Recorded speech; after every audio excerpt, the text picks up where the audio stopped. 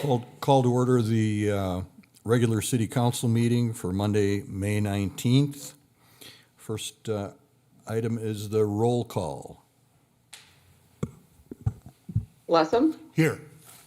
Fuller, Here. Dancer, Here. Olson, Here. Bittner.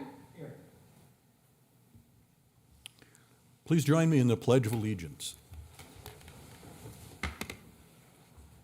I pledge allegiance to the flag of the United States of America and to the republic for which it stands, one nation, under God, indivisible, with liberty and justice for all.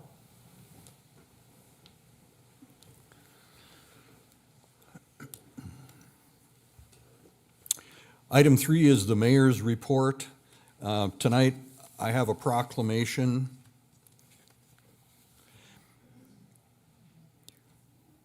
Whereas public works professionals focus on infrastructure, facilities, and services that are of vital importance to sustainable and resilient communities and to the public health, high quality of life, and well-being of the people of Minot.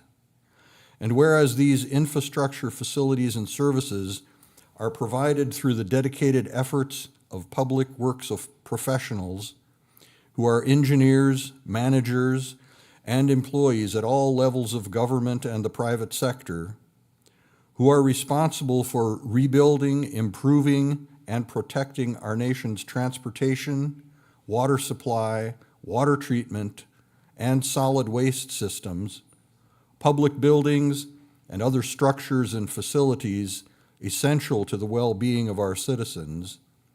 And whereas it is in the public interest for citizens, civic leaders, and children in Minot to gain knowledge of and to maintain an ongoing interest and understanding of the importance of public works and public works programs in our community.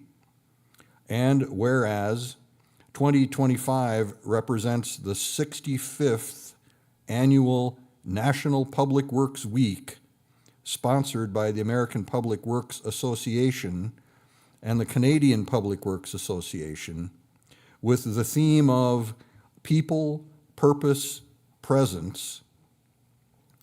Now therefore do I, Mark Janser, acting mayor of the city of Minot, hereby proclaim the week of May 18th through 24th, 2025, as National Public Works Week.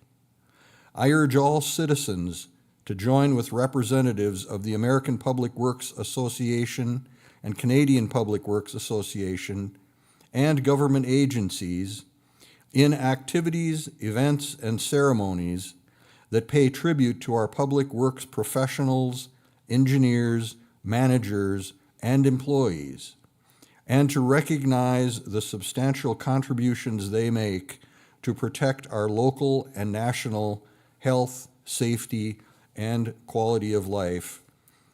Signed, Mark Janser, acting mayor.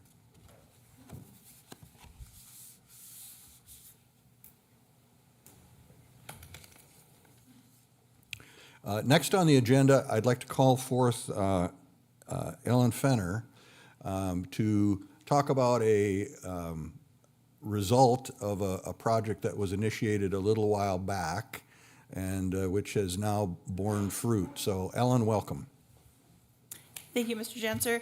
Members of council, it is my pleasure to come to you today and to announce to you the Your Minot, Your Lyrics Anthem Contest winner. We have accepted nominations and entries for the past few months, and now a decision has been made. The contest was open to all entries, anybody that had a connection to Minot. The deadline closed on Monday, April 21st, and today's the day we get to announce the winner. And the Minot Symphony Orchestra and area choirs will make a world premiere of this piece in March of 2026. The title of the entry that has been chosen the winner is Why Not? Open Prairies, Open Arms, Open Hearts. This piece was submitted by the Fab Five, also known as Kaylee Kapp, Megan Klebe, Hannah Peterson, Arnika Schreier, and Rachel Voth, who are all members of the Minot community. In the magical heart of the Dakotas, way up north in the wild blue yonder, wind through the wheat field flows like a river. My heart grows ever fonder. Open prairies, open arms, open hearts. As our neighbors open their hearts, we fear no frigid sting. To honor our different cultures, tales of old in our memories ring.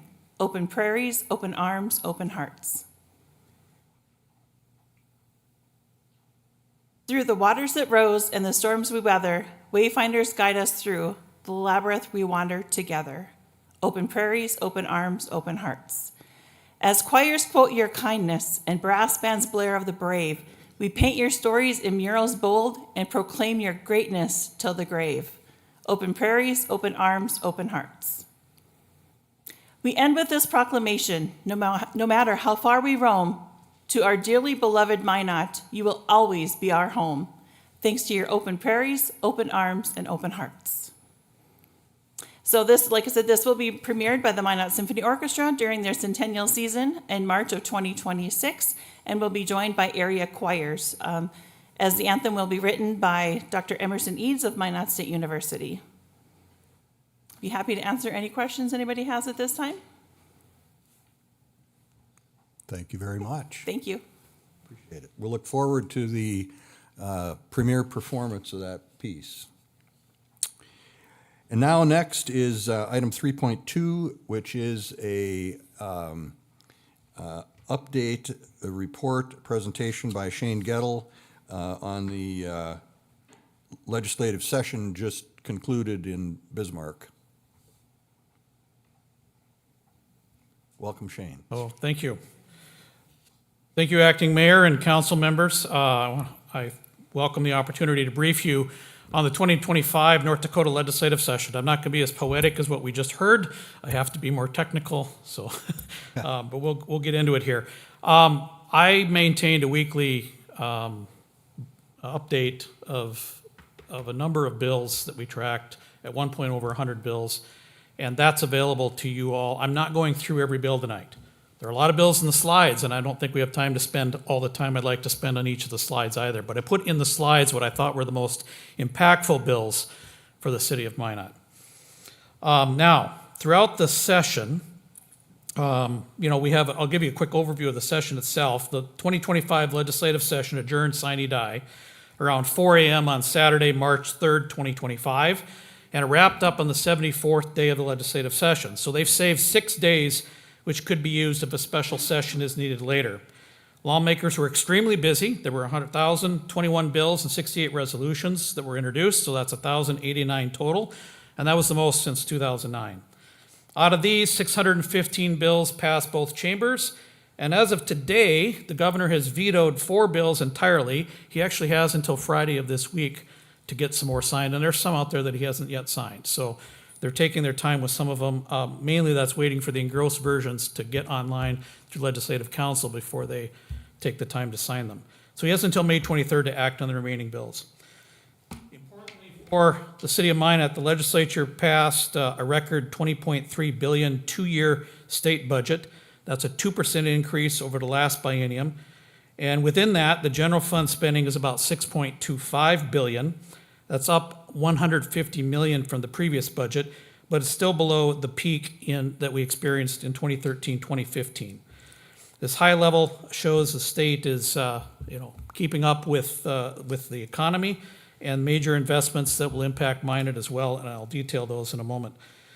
The next slide, the session covered a lot of ground. This slide lists some of the dominant topics that we saw. Tax relief was, of course, a major focus, notably a huge property tax relief package of about $408 million, and we'll explain that in detail shortly.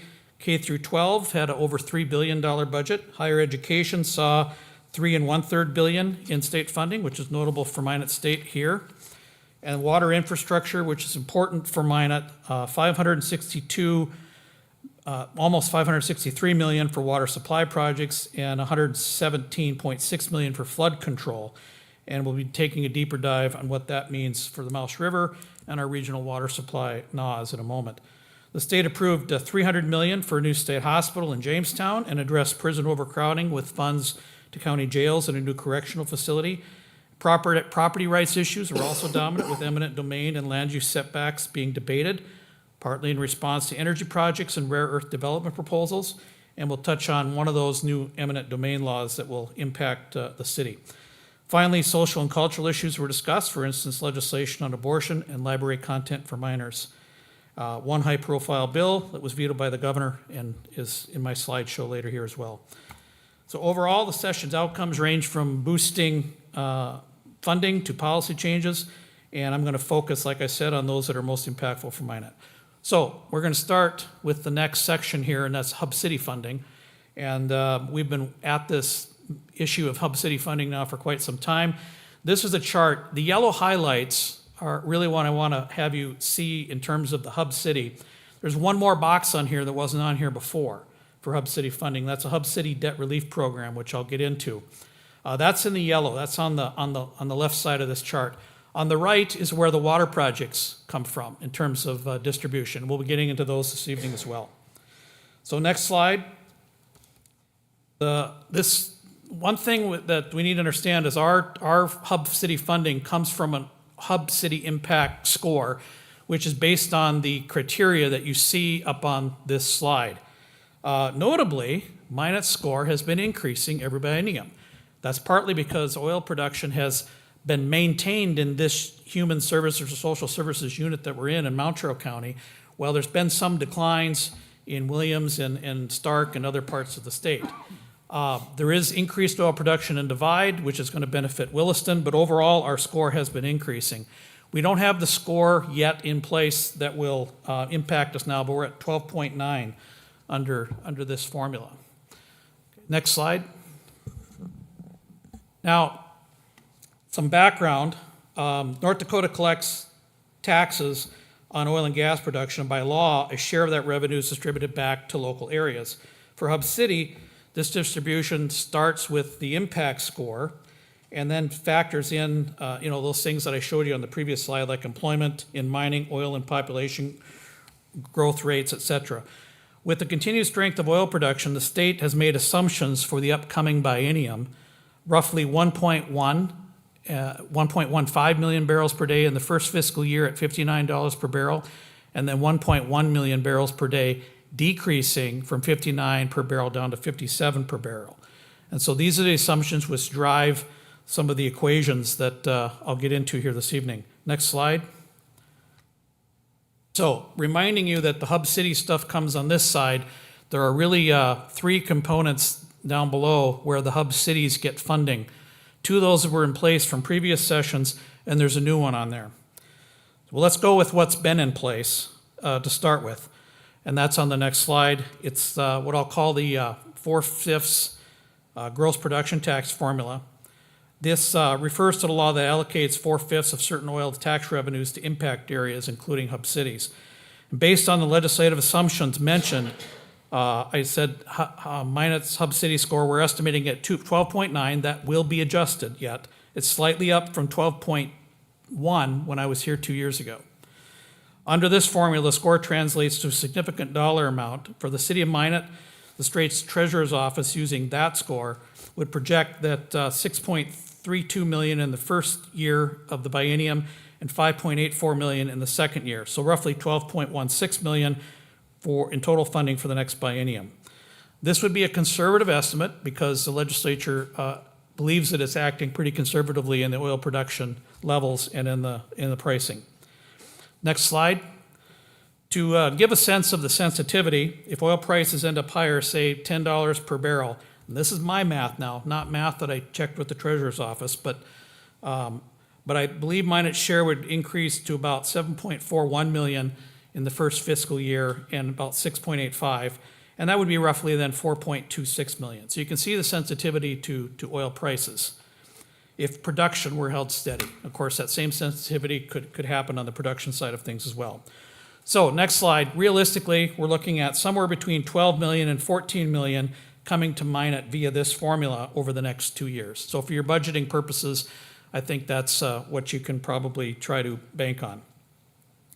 So in summary then, that's about 6 to 7 million per year. Now, this new pot, this Hub City debt relief pool, establishes this Energy Impact Grant Fund.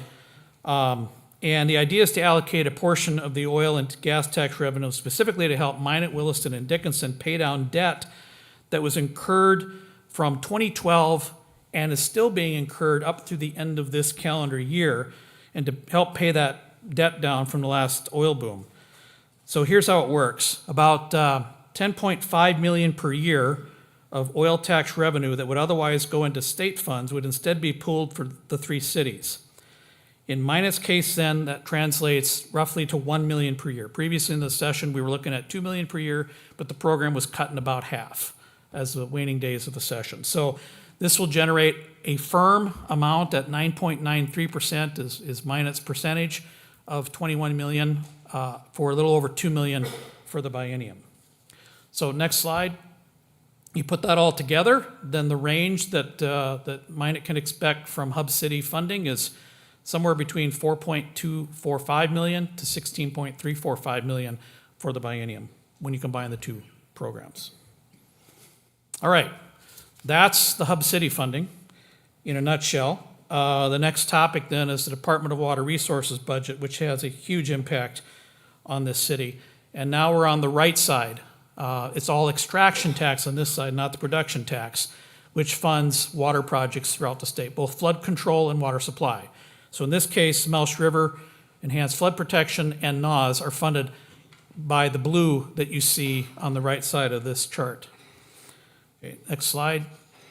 So water supply projects, 562.86 million statewide, notably 106.86 million of that is earmarked for NAWS, and that directly benefits Minot, of course, and surrounding communities by bringing Missouri River water up here. And we'll talk a little bit more about that in a moment. Flood control saw 117.6 million. Our share of that is 81.1 million, specifically designated for Mouse River, and that's up from 76.1 in the last biennium. General water projects received 18 million for various smaller water initiatives. Discretionary spending is in here at about 10 million. And then there's 260 million line of credit, which includes 50 million for the Southwest Pipeline, and then 210 million for general cash management of water projects, which could be very, very important for the flood control that we have here, as well as for the future. It resulted in conversations between the House and the Senate on how to better use the over $500 million in carryover funds that we've typically seen because of these large projects. You commit the funds in one biennium, but it takes multiple biennium to spend them.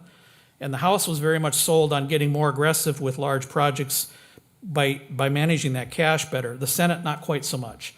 But we do have the mechanics in place to do that. There's also a revolving loan fund here of 100 million, which is line of credit, and that's important for financing the local share at 2%. Minot has already applied for 40 million, and there'll be another 40 million in the next biennium that we're sort of earmarked to apply for there as well, to fund the local share of the Mouse River flood protection funding. So flood control remains a top priority, and I just want to let you know where the legislature sees us at this point. So going back to 23-25, we established some legislative intent for the funding at a remainder of 380.5 million. They sort of left that intact, and they're funding us at 81.1 million, which would leave 223.3 million. We will need to discuss whether that legislative intent is sufficient, given some of the superinflation that we've experienced, but this is where they're clocking us at this point right now. You go to the next slide. So in summary, we're guaranteed 81.1 million, assuming the extraction tax comes through and the Natural Resources Trust Fund is funded at expected levels. We may apply for funding over this amount, so that's not a cap. You might think of it as a floor, provided funding's available. It's not a cap. So the State Water Commission is not authorized to approve funds in excess of that total 380.5 million, again, which we've already gotten 2 installments. And the specific language says the State Water Commission may not approve state funding for Mouse River in excess of a total of 380.5 million without legislative approval. So that's kind of where we're at. That gives a lot of authority to the State Water Commission to go above that 81.1 million if there are funds available and if we wanted to work with them to try to boost some of the funding for this biennium. Next slide. So in summary, Northwest Area Water Supply. In Senate Bill 2020, 106.86 million was appropriated there.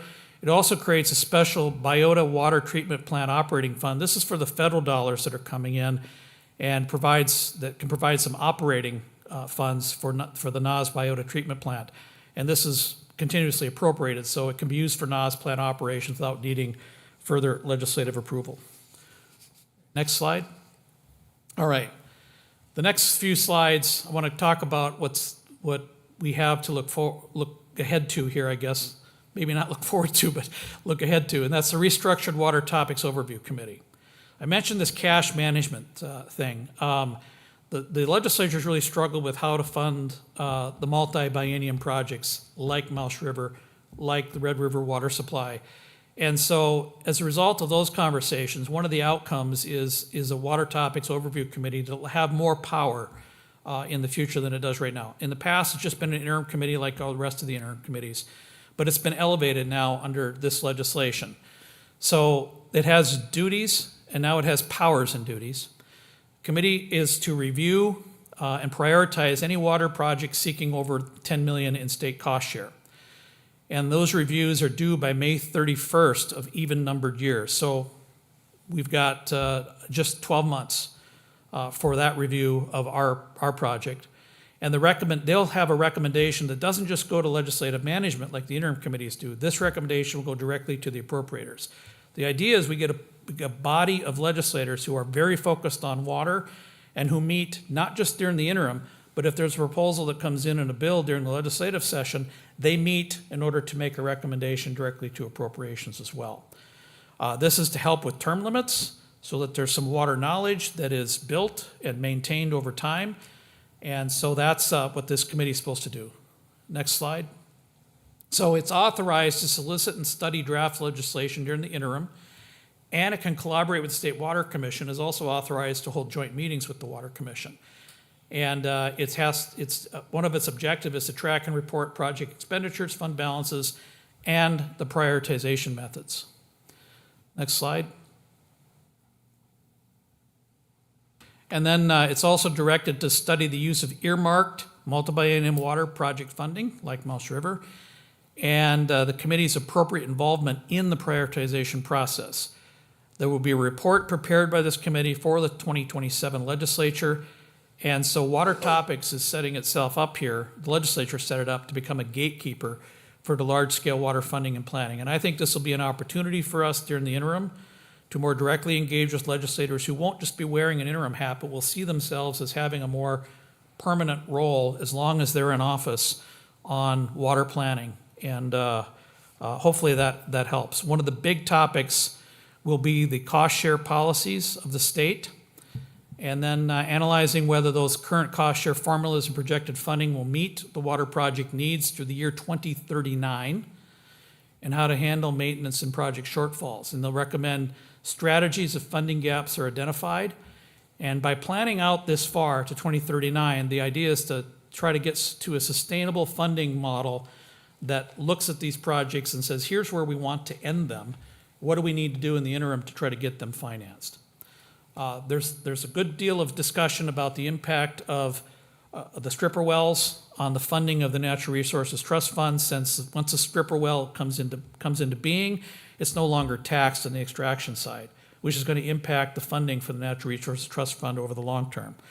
So projects like Mouse River may need to be looking at not just funding out of Natural Resources Trust Fund to get accomplished and get done, but perhaps even looking at other funding sources like legacy earnings or something like that. So those are the kinds of conversations I think that are going to be had, that plus the cash management. Of course, another big topic was tax and finance during the session. And there were a number of ideas. I'm not going to go through the details of all the other ideas, but focus on what did pass for property tax relief and reform. And that was House Bill 1176. This is one of the headline accomplishments, if you will, of the 2025 session, and directly impacts Minot homeowners and city budgeting.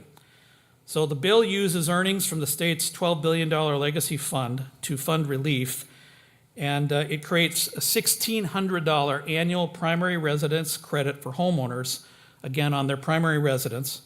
It's a huge increase from the current $500 per credit, so it's more than tripling.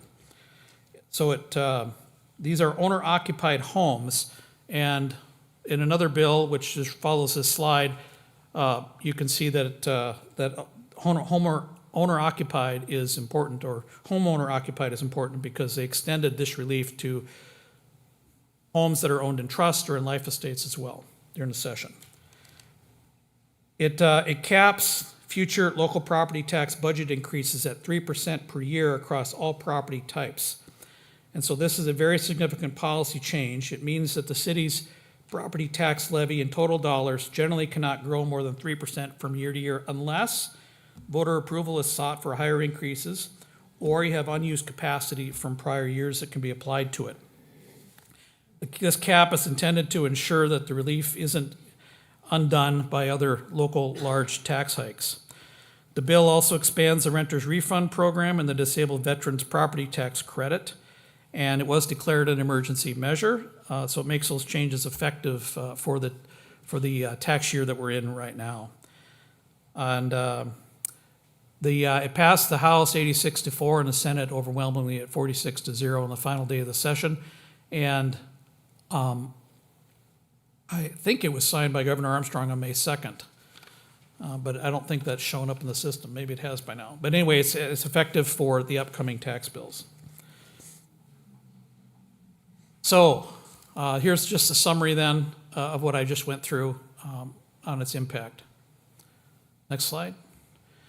I mentioned the primary residence tax credit adjustment. That adjustment was made retroactive, so those who weren't able to claim the $500 credit that other homeowners got because they had it in trust or in a life estate or something, they'll be able to get that credit plus apply for the $1,600 credit.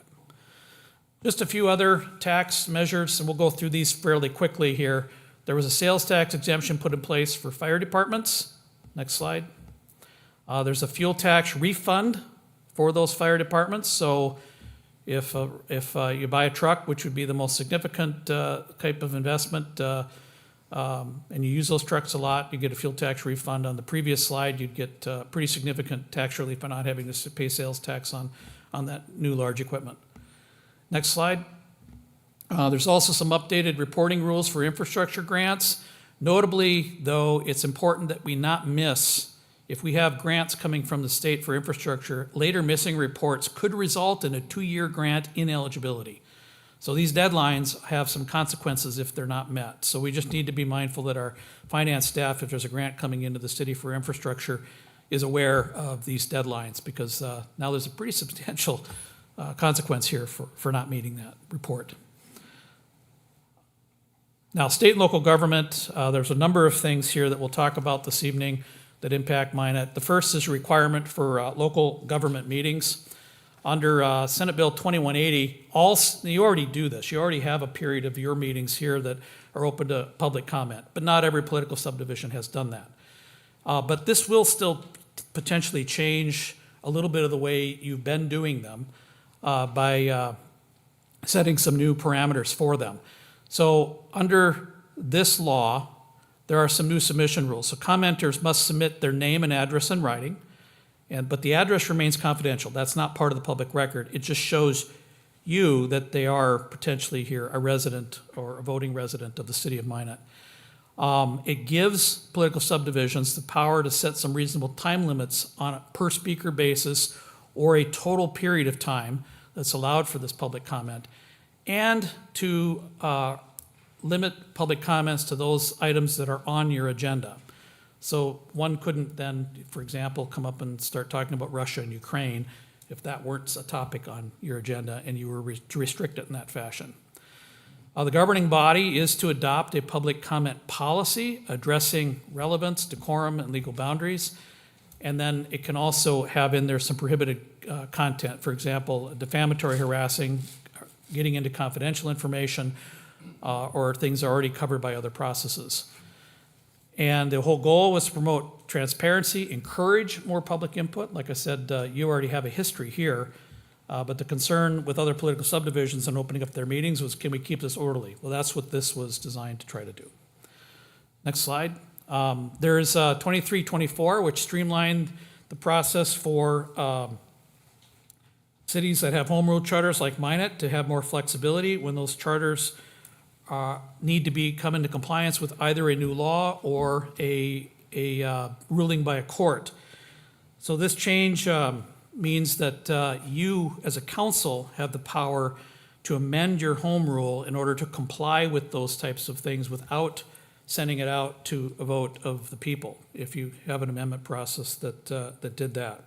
So that's basically the bottom line on this bill. Next slide.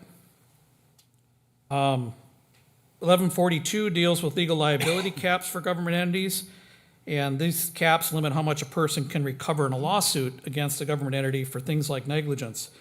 And the legislature raised the caps for the first time in several years, which is just recognizing inflation and higher costs.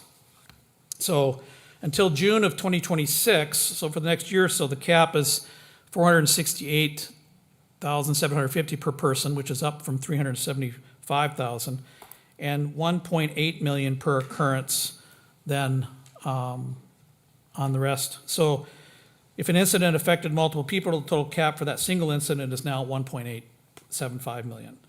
Starting July 1 to 2026, the caps become $500,000 per person and then $2 million per occurrence. And then this also eliminates the old automatic inflation adjustments that used to increase the cap each year. Instead, they've set these fixed numbers. All right, next slide. A bill that we did weigh in on was House Bill 1500.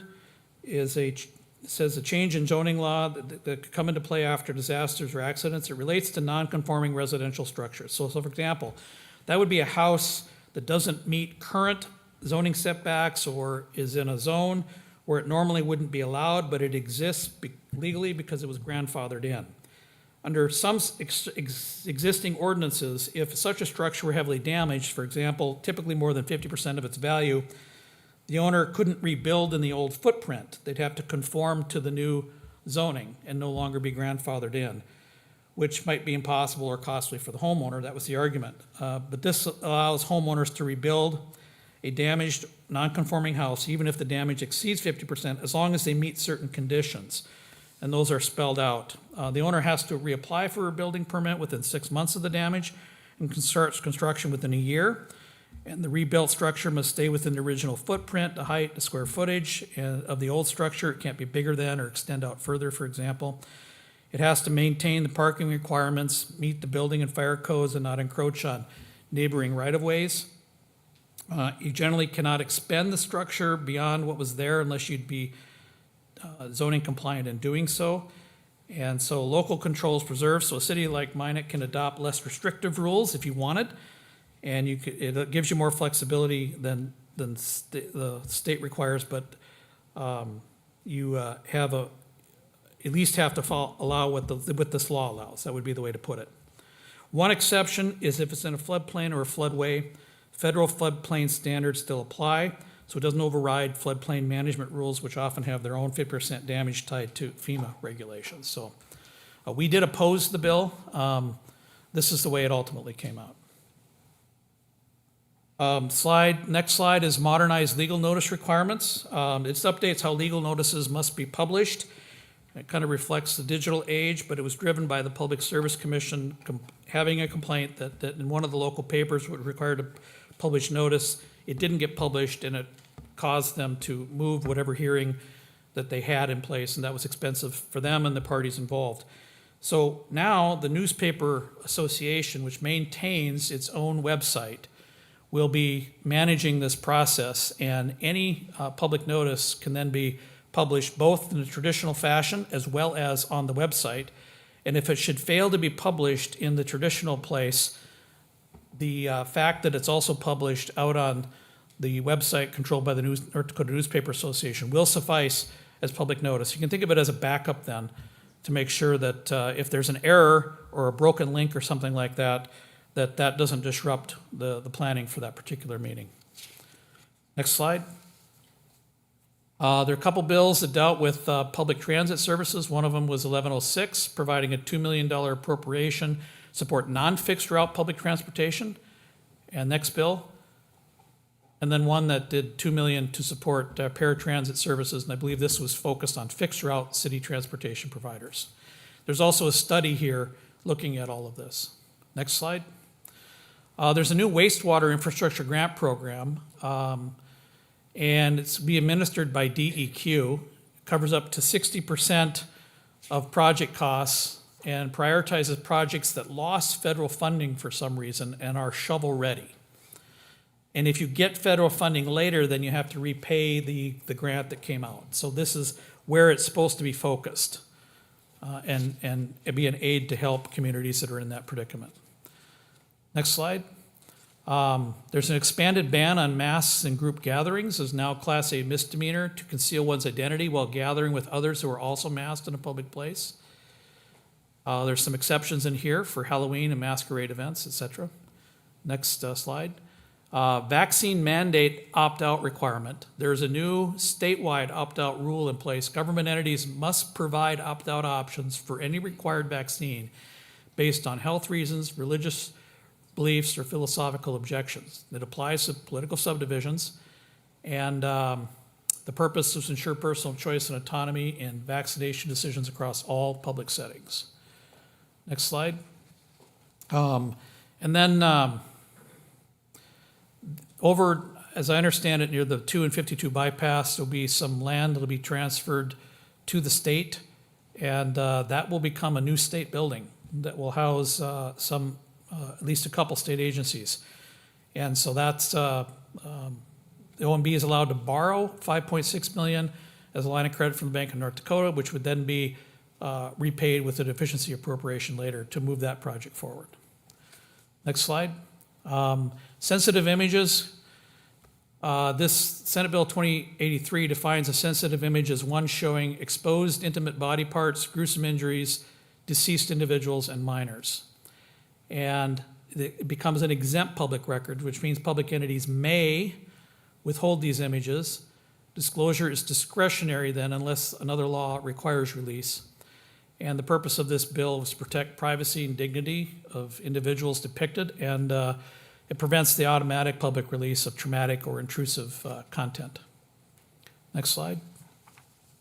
You have increased ability under 1346 to regulate OHVs,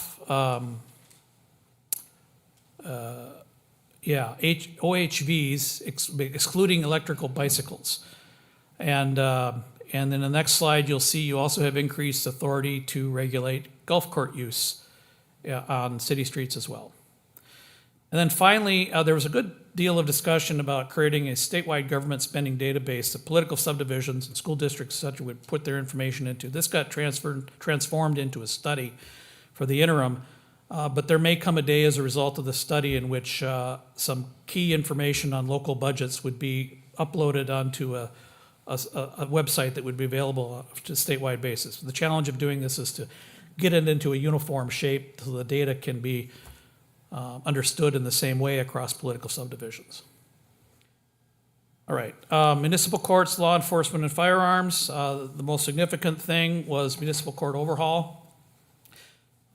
Basically, the way this came out is allow cities to create municipal courts as part of the state's unified judicial system, and they can hear city ordinance violations. They cannot hear serious charges like domestic violence or repeat traffic offenses. Cities under 5,000 in population can have non-attorneys be municipal judges, but cities over 5,000 must have licensed attorneys. And there's some operational provisions that are in here that govern judge selection, court staffing, case transfers and appeals, sentencing alternatives, and all fines and fees go to the city's general fund. Next slide. The city may choose to maintain its municipal court, transfer cases to district court, or abolish municipal court altogether under certain defined conditions, and establishes standards for court administration and courts must follow state-defined protocols. The major transition date for this is July 1st of 2026. All municipal courts then become courts of record, which means the proceedings will at the very least be recorded, if not transcribed. And that allows a district court to review all of these records, and that's the idea, since they're courts of record now. Next slide. On another context, Senate Bill 2382 defines vexatious litigants. These are people who are perceived to be abusing the process of our courts by filing meritless lawsuits and relitigating all the already resolved issues. And this gives the court power to identify those persons who meet that definition, and then require them to have court approval before they file anything new with the courts. Next slide. There's a 1194 expanded the ability clarifies as a Class A misdemeanor to give false information that interferes with investigations or to falsely report crimes of violence or emergency incidents. Next slide. And then there's a ban on sanctuary city policies in North Dakota. Minot was not a sanctuary city, but now there's a ban on becoming one. So, next slide. There's tougher penalties for careless driving around emergency and road crews that went into place as a result of 2132. Next slide. And there were some updates to dangerous weapons and concealed carry laws as well. This also had to do with, primarily, there was a lot of discussion around the length of knife blades and things like that. When did they become a dangerous weapon? A couple things on related to military. The state, if the base wants to, and the principal officer of the base starts this process, it could allow the state and political subdivisions, by extension, to have some concurrent jurisdiction on military installations.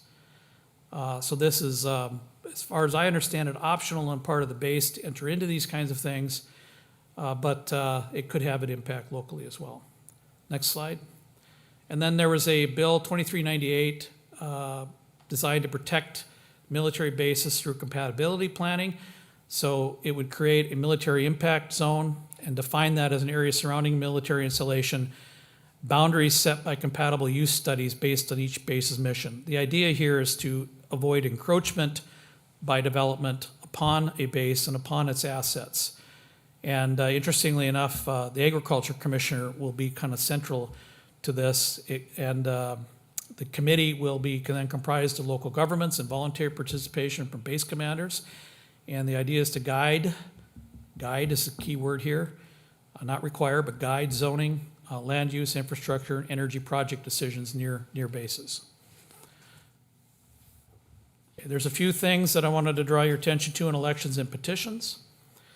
First is a change to the local recall petition and election laws. So now recall petitions are now required to have 35% of voters, which is up from 25%, and 15 qualified sponsors, required in cities and school districts that have over 250 in population or enrollment. Must state the reason for the recall. The petition must be pre-approved by the Secretary of State 5 to 7 business days after it's submitted. And then there's 90 days from that point then to collect the signatures. And if one thing that's really critical here, if there's no candidate to challenge the person who's being attempted to recall, there is no recall. And that's a big change from the present situation, present law. Next slide. Election notices and municipal voter registration's been complete. There's some new definitions here as well regarding absentee mail ballots must arrive by the time the polls close. So that's a big change in law, that all absentee ballots must be there by the time the polls close. So the day of the election is the last day they can be received. And I think that's the biggest thing that happened in House Bill 1165. 1297 bans alternative voting methods. This did not affect Minot because you weren't doing this, but it did affect Fargo. Fargo had approval voting. This also prohibits ranked choice voting. And the next bill is related to that, in that clarifies that you can't use your home rule authority to get around state election laws, that all elections will be uniform throughout the state. Next slide. There's some new bond and debt election requirements as well. There's no more special elections. City, county, school, and park district bond and debt limit votes must be held during statewide primary or general elections. Local governments have to notify county auditors 64 days in advance and coordinate those election logistics. And then there's some modernization of language in the statute as well. Next slide. And then bond election timing reform, companion bill 1138. Again, 64 days notice, aligning with the regular election timelines. No more quick special elections. Effectively eliminates the fast-track bond votes. And again, some more modernization. Polling places must be within a municipality, so you can't have it outside of city limits if you have a city bond referendum. And then it has replacement procedures added for absentee election officials. This is effective August 1st of 2025. One bill on eminent domain I wanted to draw your attention to this evening. There are stronger landowner notification requirements now in place. Surveyors must send by certified mail a notice at least 30 days before entry. The notice has some requirements that it has to contain, and if the survey then isn't done within 90 days, that's going to trigger the need for a new notice to go out. So the entry does not create liability unless there is negligence, wantonness, or malice, and the surveys must prioritize maximum public benefit with minimal private harm. Next slide.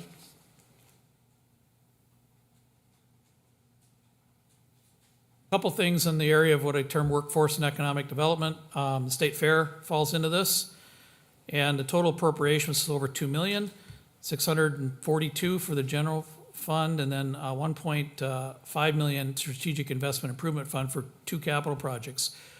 One is the $750,000 for the campground rest facility. There's a match there. And then $800,000 to address safety and security infrastructure. I understand that's predominantly around the south gate of the fairgrounds. Next slide. And then PERS DC option allows political subdivisions to opt into the North Dakota PERS defined contribution retirement plan for employees. So you would now have the option to join the PERS defined contribution plan for your new hires or all employees. So this is something that you would, of course, need to evaluate, but it's an option for you. Library bill was vetoed by the governor. Big topic during the session, but ultimately the bill, which passed both chambers, was vetoed. And the bill's effort was to review and relocate explicit materials away from minors. I think the governor vetoed it on the basis he didn't think it was necessary. But next slide. And then we just wrap up here with a couple comments on the interim committees. I mentioned the water topics, which is going to be a big one for us. We'll have more activity there than we've seen in the past, which I think we should embrace as an opportunity. Legislative management will meet on Wednesday, May 28th, and then they have mandatory studies, but they'll also then choose discretionary studies that they'll move forward with. So I will watch that and then deliver what I think is my report to you on what I think are the studies that we might want to be observing, watching, participating in during the interim. And then we'll track and participate in those. Okay, next slide. That's it. So that's a lot of material to bounce through quickly, Mr. Acting Mayor and City Council, but I'd stand for any questions. Any questions of Mr. Gettle? Okay, well, I want to thank you all for the guidance and discussions that I've had with many of you throughout the session. And I did want to, recognize that Minot's leader in the Senate, Majority Leader David Hogue, did entertain a number of us when we went down to discuss some of these issues on Mouse River. And I should mention Scott Lauser, who was really stellar, quite honestly, on the water side of things. It was really impactful, I think, in terms of where we ended up and ultimately, I think, where we're going to end up going with the water issue. So I just wanted to call out those. But there's the Minot legislative delegations, often very good to work with. And when you need them, there are those who will step up to the plate and try to hit the home runs. So thank you. Thank you. With that, we'll move on into Section 4, reports. 4.1, a city manager report. City manager. Good evening, Acting Mayor Janser and members of council. I guess first and foremost, as usual, I'd stand for any questions with regards to the city manager report that's included in the packet. Not seeing or hearing any. There are a couple of things. First, next week, next Wednesday on May 28th, we're inviting the public to participate in part of the process for our interviews of our police chief candidates. That will be at 6:30 to 8 p.m. here at City Hall. We will have 3 candidates that we will be interviewing. We originally had 4, but 1 dropped out today. And then we'll have a presentation here, our monthly presentation from David Lakefield, our finance director, and after he's concluded, Mr. Sorensen also has some public information that he would like to provide the public and the council.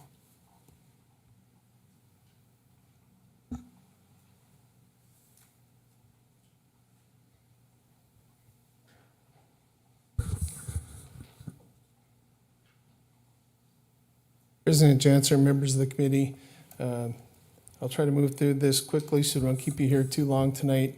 I just wanted to, again, give you a little update on where we're at with the budget process. Since this is a little bit of a new process we're going through this year, and to kind of walk you through some of the next steps that we anticipate happening, and also walk you through some of the links that I sent out to you by email before the meeting, and how to access some of this information and to interpret it a little bit too.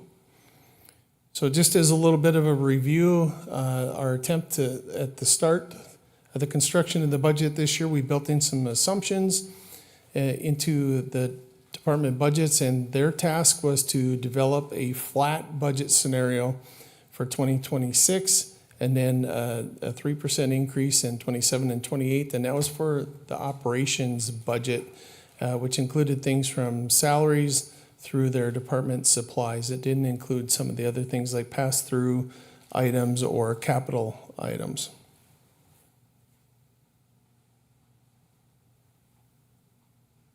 So we did make some assumptions through there.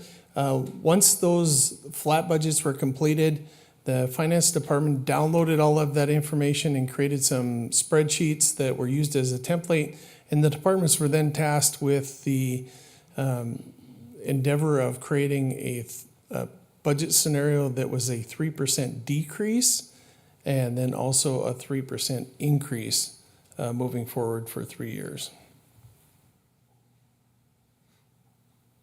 The idea is once we get all this information, we'll be able to upload each of these scenarios into our system, and then we'll move through the process of evaluating some of the decisions that were made at the department level and taking a look at the impacts to services and other things, and ultimately the council will have to provide some direction on where we want to go with those cuts, or in the case of the plus 3% scenarios, anything that's added into the budget as well.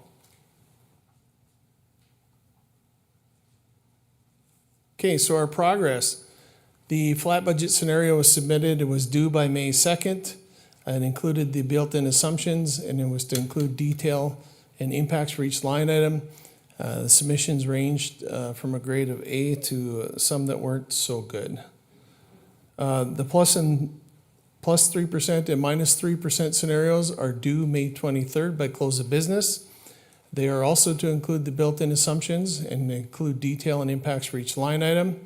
And we're hopeful that they will be of higher quality than the flat scenario submissions were. So again, just to reiterate, the necessity of this exercise is to identify the impacts that these reductions will have on the budget.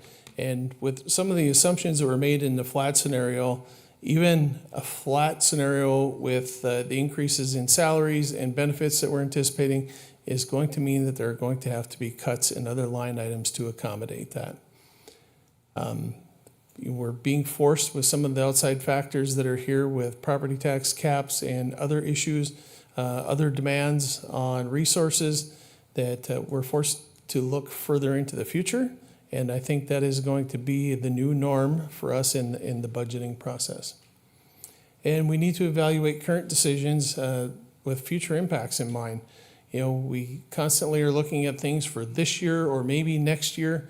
Well, if we know we can't afford to continue that 2 or 3 or 4 years down the road, why are we trying to start that program right now? Maybe we look at different alternatives. So accountability is going to be a big thing, and not just in developing the future budgets, but also managing the current budget that we're in. You know, we've been talking in the last few years about looking at efficiencies and looking at how we operate and do business, and that's something that's going to be critical to be successful going forward. So the next steps, May 23rd will be a big day. It's my wedding anniversary, but other than that, all of these things will be submitted, and there's going to be a lot of work that's going to come into this when we start working through the raw data and trying to make sense of all of these different departments and all of the impacts that these scenarios will have had. While that's going on, we'll be working on refining our revenue projections. We'll have data for the first 4 months of the year, hopefully, so we'll try to extrapolate that out through the end of 2026 and make some pretty good guesses. Mr. Gettle also explained some of the calculations on other funding sources like Hub City dollars that will have an impact on us, and that's based on the state's projections, so we'll rely on their guesses quite a bit. And then we're going to have to start narrowing things down. Once we know kind of an idea or a range of where we're at with the revenues and where we're at with the range of the operating costs, then we start backfilling things. And that's the other things like capital equipment and capital projects. This year we're trying to implement the Vehicle and Equipment Replacement Fund, or the VERF, and that's coming with a big price tag, because part of the concept is we're not just replacing that equipment today, but we're also trying to set aside money for future replacements. And the thought process is we cost that out to the departments over the life cycle of that asset, so when that asset's due for replacement, that we have the money there to replace it.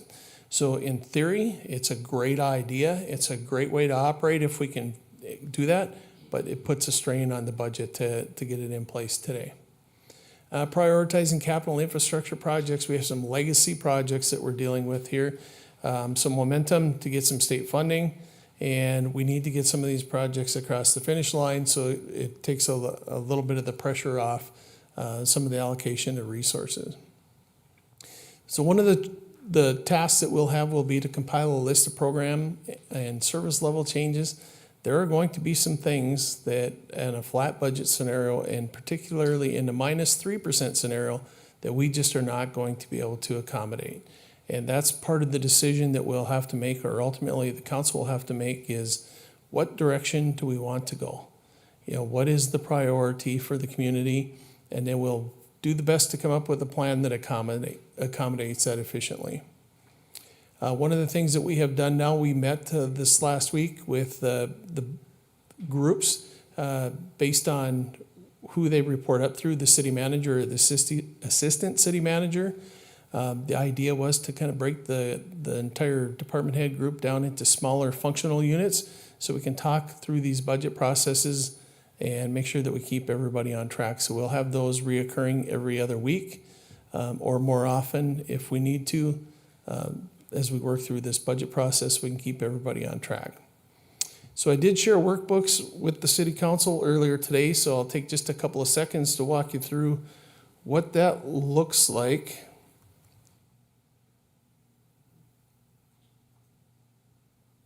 So you should have gotten shared a file that looks like this 3%, and then also an analysis folder. So if you open up that 3% folder, there's going to be a whole list of spreadsheets or Excel workbooks here. And these are broken down by each department. And then there's one at the top here that has all of the departments lumped together. I'll just open this really quickly and just walk you through the tabs on it so you understand what it is we're looking at. No offense, City Council, but I did restrict your ability to make any edits to this, so you can look at it, but you can't change anything, just so we don't end up with something inadvertently happening. So the first column lists the organization. The next column is the object code, and then, of course, the quantity, the unit amount, and then the total amount, and then whatever the description is. At the top, you can filter if you want to select all the departments or any particular department. The one that just has the number on here is the flat scenario. So that is what they developed for 26, 27, and 28, and the flat scenario, and then the +3 and -3. I will narrow this down. Okay. I will open up a different one and I'll show you an example. This is for the finance department worksheet. The finance team went together and put all of these together, and they also did the math for the target and highlighted it here. So hopefully this number that's submitted is some close proximity to the target number. Under is good. I think on this one, it looks like my department's under a little bit. I had a little room to work. So within a few dollars, we said is probably acceptable, especially in some of the big departments. But when they come in, if they're hundreds of thousands of dollars different, then we're going to have questions. So on any of these, you can filter through on any of the columns on the top if you're looking for something in particular. And again, this is just to give you a little bit of a head start, at least on the flat budget scenarios, where they're at. If you really want to see what's going on, if you click on the review tab and look at show changes, it'll show you all the changes that have been made on this file since it was put out there on the shared drive. So you can kind of see what the process is to go through. And it's not just a few changes, there's a lot of them out there. So, okay. One other tool I wanted to show you a little bit. This is something that we came up with. It's a little bit of a visual, starting to play around with other tools that we have to look at data. And this was developed in Power BI. And essentially we connected that to the database that we have in Munis, and we were able to look at all the budget data. In this case, it's for a 9-year period of time, and look at it graphically. So this is not a copy of my last EKG or anything like that. In this case, unlike an EKG, we want to see flat items on here. What that indicates is it's staying relatively flat over time. So if we see a sudden blip in here, that's something that was a bit of an anomaly.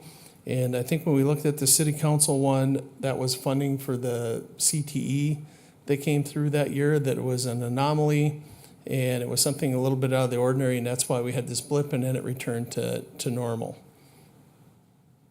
We do have a few of these, and I just want to caution a little bit that not everything that is a spike here is something that's onerous or problematic, because there are some things, especially surrounding COVID dollars and ARPA funds. There were some changes that were made.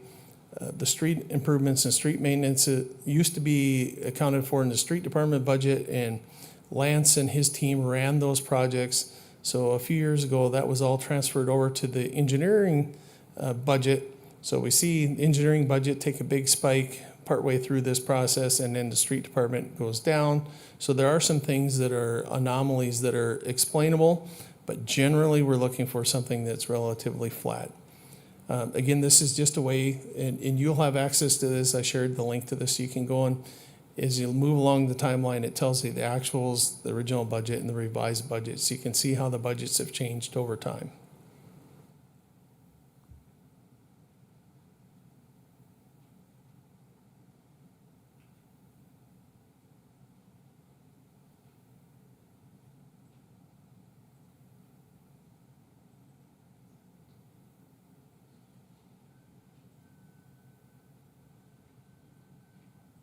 Okay, I think that's all I have. Any questions?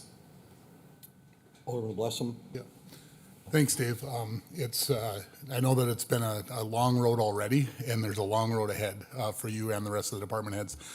Question just for you guys jointly, Harold and Dave. It does concern me a little bit that it sounds like the first submissions maybe weren't where we wanted them to be in terms of the quality of them. Is that, you chalk that up to the new process? Do we expect that to improve as we step through this with the additional steps that are coming? Mr. Mayor, Alderman Blessum, yeah, we will continue to have conversations on that. We continue to advise and hold staff accountable to making sure that they're following directions and directives. So we'll continue to work on that. The goal is to have all of this in order by the time we begin having conversations with the council and the public in late June, as we're talking through the budgets in detail specifically. And there's also some additional work that wasn't included here in Dave's presentation, where there's a survey where staff are required to identify core services, non-core services, justifications for every position type, and et cetera. There's a whole survey of that will also be supplemental materials that we also hope to have ready for the council and the public in late June as well. So we're early in the process. I don't think it's uncommon to have some of these hiccups as we're putting everything together. The goal is that by the time we get ready to have conversations in depth with council, and in particular, by the time I give my recommended city manager budget in mid-July, that all that is in order and accurate. If I can continue. And, you know, Dave, one of the things that you mentioned in there is this idea of, I think the decisions that council will need to make. You know, this is an exercise we're working our way through right now. We're making sure that people are understanding their budgets and working through them in this way. But it's important to me to know if, oh boy, if we're doing a 3% decrease, but we're going to stop this service for the public, that's a huge decision point. And so I don't want anybody to think that this is strictly a cost-cutting measure. This is understanding what it is that we're providing to the public and what cost it comes with. And so as we work through that, that's the exact feedback that I need to hear is, yes, we can get there, but if we did, here's what we're giving up when we do so. And I think that's an important part of this process. Another thing that I want to mention, and Mr. Gettle did a nice job of mentioning this, the state general fund went up by about 2.5%. Also, the overall state budget was along those lines as well. So, you know, they have a little bit different mechanism. They kind of find out how much money they have and then decide how much to spend, where we sort of do the opposite, which I like our method better than theirs. But at the same time, one of the things that I think we want to understand about what they were forced to do based on those dollars is the state increases in wages, and the wages in particular that they're passing down to schools are at 2.5% increases. And so what we've got built in the budget right now is double what other public employees are getting across the state. Now, that's outside of the questions around salary surveys and all of the other stuff, and I know there's history there. But I want people to understand that we're working on a little bit different scale than even the other public employees in town are seeing right now, and I think we all want to be a little bit sensitive to that. I know the school board is facing a negotiation right now, and there's a lot of people around town that are relatively worked up over that. And so I think it's important for all of us to understand the environment that we're in overall. Thanks. Mr.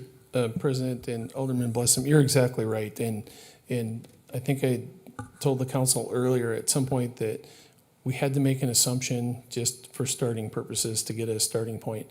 And I think starting maybe a little bit on the high side in that example was going to force people to find other things that they had to prioritize. If you want to keep your staff salaries or things like that where they are, then you need to find efficiencies in the remainder of your budget to accommodate that. You can't have both.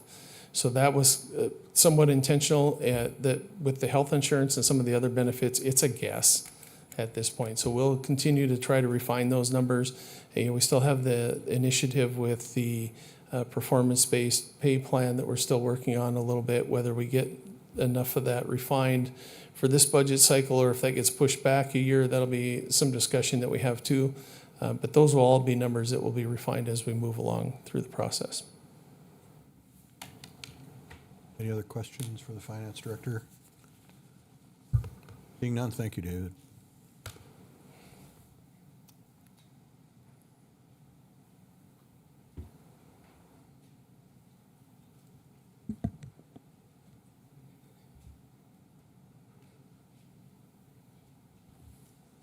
Good evening, members of council. Just wanted to give council a heads up and save the date. The Souris River Joint Board, our engineers recently submitted the 60% design for Minot phases 8 and 9. That's the Burdick Bridge relocation, and then the tieback levees MI9 would be the levees then from Roosevelt Park down past 8th Avenue. So that is going to be on June 5th. It'll be at the Roosevelt Zoo Education Center. There'll be a presentation or a open house at 6:30. There'll be some maps, engineers available to talk through the plan and explain different things. And then there'll be a formal presentation at 7, followed by public comment. Any questions on that? No. Thank you. Thank you very much. City Manager, please continue. So the next item will be in regards to the police department facility review. Previously, as is outlined in the memo, council had taken action to table any conversation about that until May, and this is our last regular council meeting in May. Staff did provide some changes of numbers as part of the CIP presentation, but we have not yet brought forward the police department and their staff and recommendations that they've been working on for the last several months. At this time, it's the police department's intentions to provide that information to the council when we're going over their department budget in late June. But for points of order, given that that was tabled by the council to be addressed here this month, we wanted to bring that back for further council action if you see fit. What are the wishes of the council? Paul? Do we need to table it, or do we just leave it on the table? Good question. I mean, I think it's been tabled for today. Was that the last action that was taken by the council? Specific to me. Okay. Yeah, Then so I'll then make I the- would, I'll make the motion to table it until June, late June. Okay. Second. Moved and seconded to table it until late June. Any discussion? late June, like second council meeting in June? Second council meeting in June. Okay. Well, just to be clear, Harold, is there something specific you want us to tie it to? Is it a presentation on the police budget? Is I would that- prefer that it be tabled to the time that the police department has their budget review with the council in late June, which will probably be Like later with than the the- second council Let's go meeting. with the motion maker. For the motion maker and second. Okay, okay. Everybody clear on the motion? Any further discussion? Seeing none, please record your vote.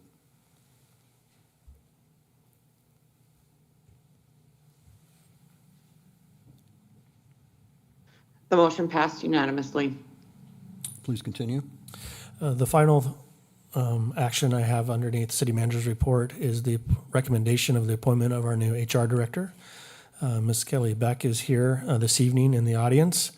And after interviews and everything else, we're pleased to have the opportunity to welcome her to our team. I'd also like to thank those that sat on the panel, including Alderman Samuelson, who were part of this. We had a lot of input from employees and partners and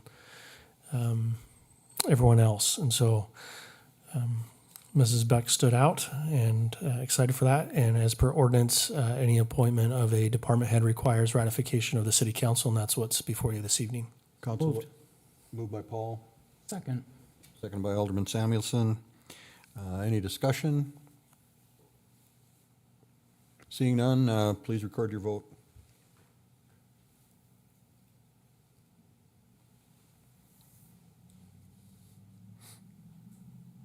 The motion passed unanimously. Welcome, Kelly Beck. Appreciate having you on board.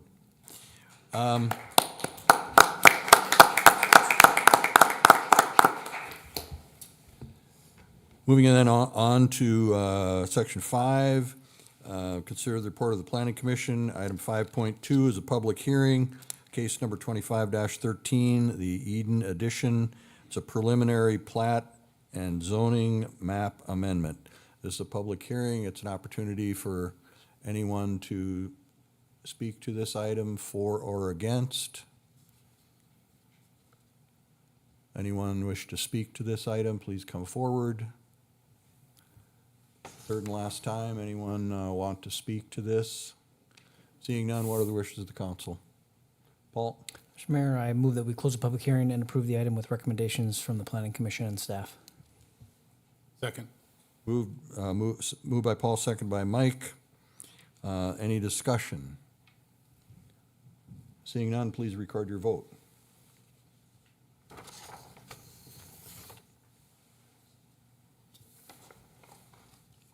Motion passed unanimously. Item 5.3 is a public hearing, case number 2025-15, the Highlands at North Hill 8th Edition, and it's a PUD amendment. This is a public hearing on the 2025-15 Highlands Park, excuse me, Highlands at North Hill, 8th edition. Anyone here to speak on this item? Last call. Seeing none, what are the wishes of the council? Alderman Blessam. Mr. Mayor, I move that we close the public hearing and accept the recommendation of the Planning Commission and staff. Second. Moved by Alderman Blessam, second by Alderman Pittner. Any discussion? Seeing none, please record your vote.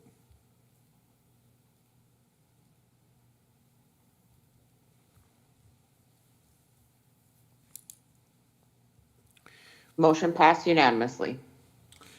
5.4 is also a public hearing, case number 2025-16, the Highlands on North Hill 8th Edition preliminary plat. This is a public hearing. Anybody wish to speak about this plat?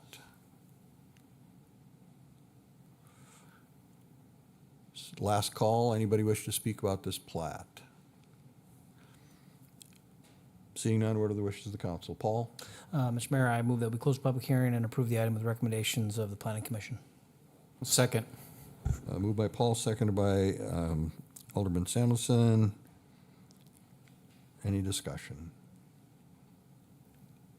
Seeing none, we'll vote. Please record your vote.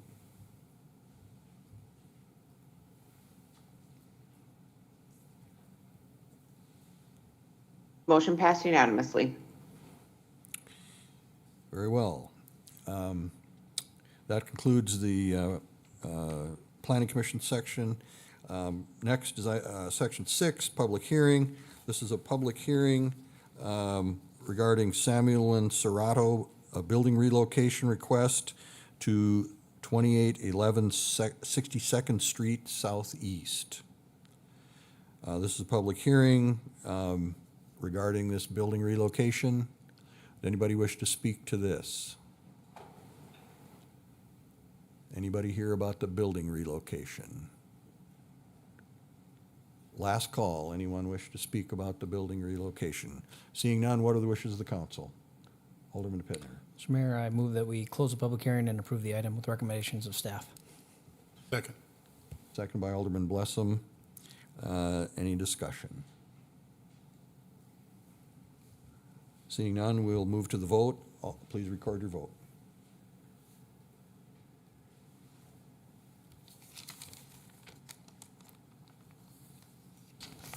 Motion passed unanimously. That takes us to Section 7, which is consent items. I've been asked to pull section, or excuse me, I've been asked to pull item 7.9. Is there any other items that anybody would like to have pulled? Seeing none, what are the wishes of the council? Move Alderman approval on the remaining items. Second. Moved and seconded to approve the remaining items. Any discussion? Seeing none, we'll vote.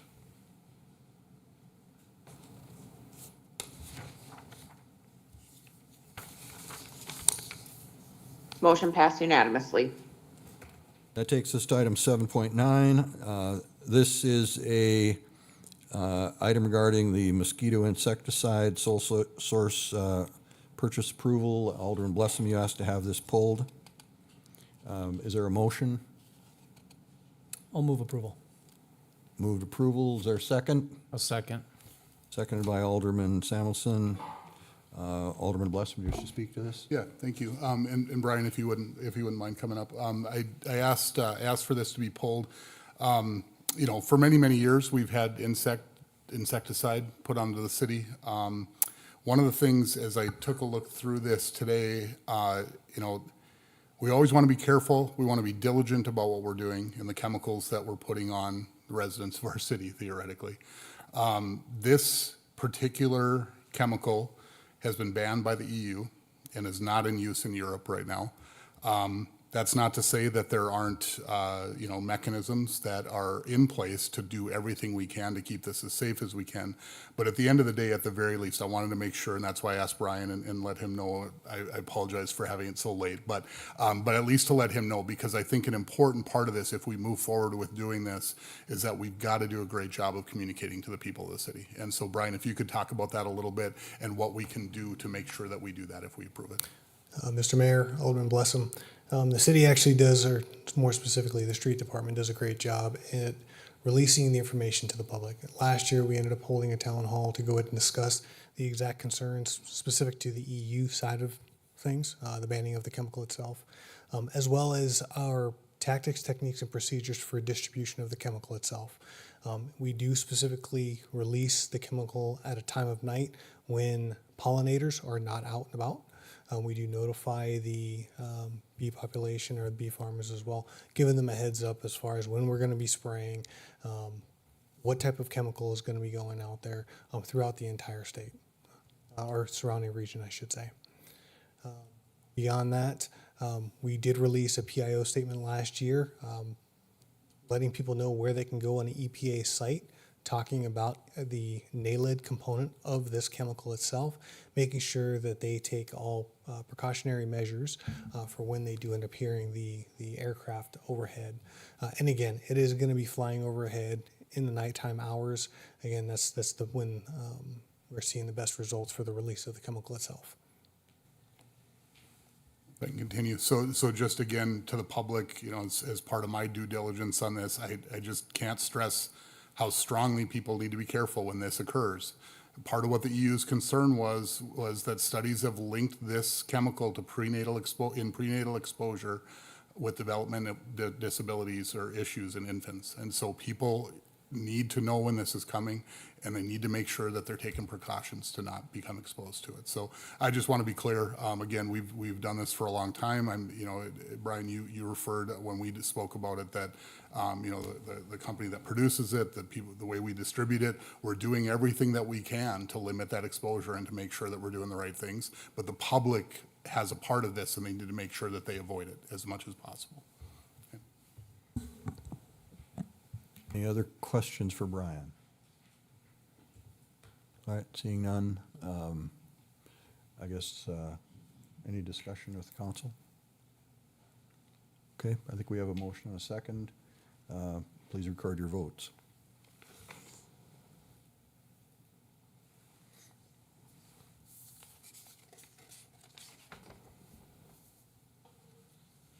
The motion passed 5-1 with dissent from Alderman Blessum. All right, that brings us to Section 8, which is the action items. Item 8.1 is reallocation of water sewer capital funds. What are the wishes of the council? Move approval. Moved by Alderman Pittner. Is there a second? I'll second. Seconded by Alderman Samuelson. Discussion? If I may. City manager? Yeah. We put this on action items specifically as opposed to consent agenda.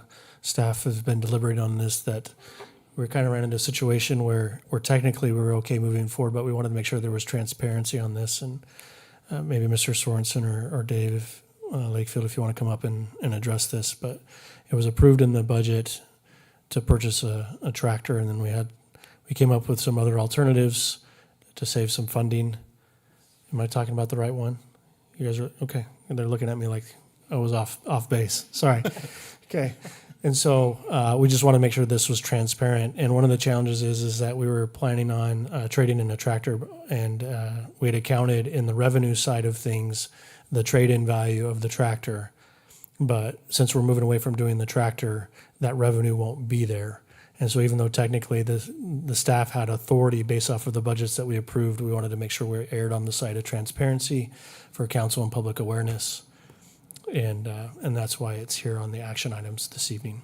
Okay, thank you, city manager. It's pretty clear in the memo of what what that was about, but Alderman Blessing. Yeah, just one quick thing, just because I think I've read it 6 times and I'm still, my mind just isn't catching it correctly. What I'm worried about, because I think obviously the right path here, nice work on this by staff. But are we gonna expect to still have to purchase the tractor at some point? Because I assume we were at a point where we needed it. So is it, maybe that's what I'm missing when I've read it all these times. I'll let Mr. Sorensen answer that question.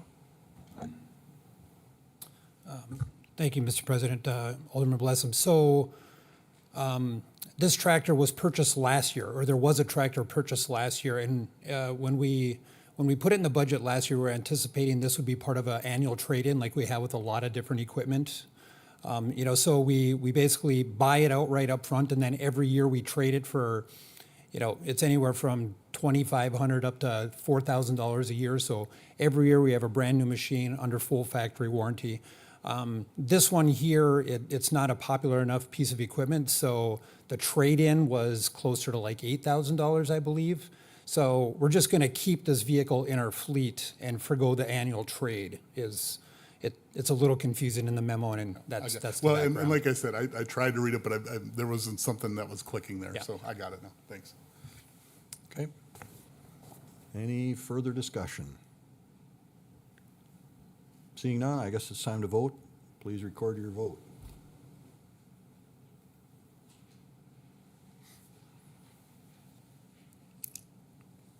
The motion passed unanimously. Item 8.2 is the approval of the 2026 to 30 capital improvement plan. What are the wishes? Move approval. Moved by Paul, I'll second. seconded by Alderman Blessum. Discussion. Mr. Mayor. Alderman Blessum. Okay, so the few, and I don't know who exactly will all hit here, but, so let's start with, so Lance, maybe we'll start with you because I've got a couple in engineering itself. Can you talk about where, in the plan right now, where the special assessments end up? Is that at that 11th Avenue project primarily? Mr. Mayor and Alderman Blessum, yes. And I believe there is one lighting project that we had to replace some street lights up by the airport on Broadway. However, with some of the recent council action, we'll probably change horses and propose something different there. That all happened kind of after this. Sure. And then the other one in the engineering budget, and I'm sorry, I'm just scrolling down there again. There's one of the things that I saw in a couple spots, so this is the first one, is the other funding source specified. Can you talk about that from the engineering perspective? I think it's 10.6 million in engineering.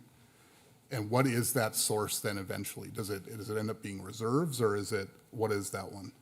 Mr. Mayor and Alderman Blessum, typically, and I think exclusively in our projects, when you see funding under other, that would be the water and sewer components of street reconstruction projects. So for instance, in the 3rd Street reconstruction or in the 16th Street reconstruction here in a few years, there's a lot of underground water and sewer that has to be replaced.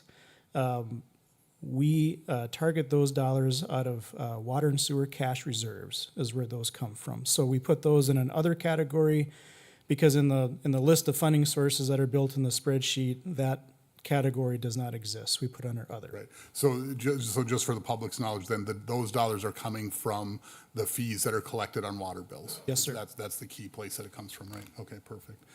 And then if I can continue, Mr. Mayor. And you may be able to answer some of these because Lance, I know you had a lot of this. Same exact question on the PD side. So right now, almost that entire funding source shows as other.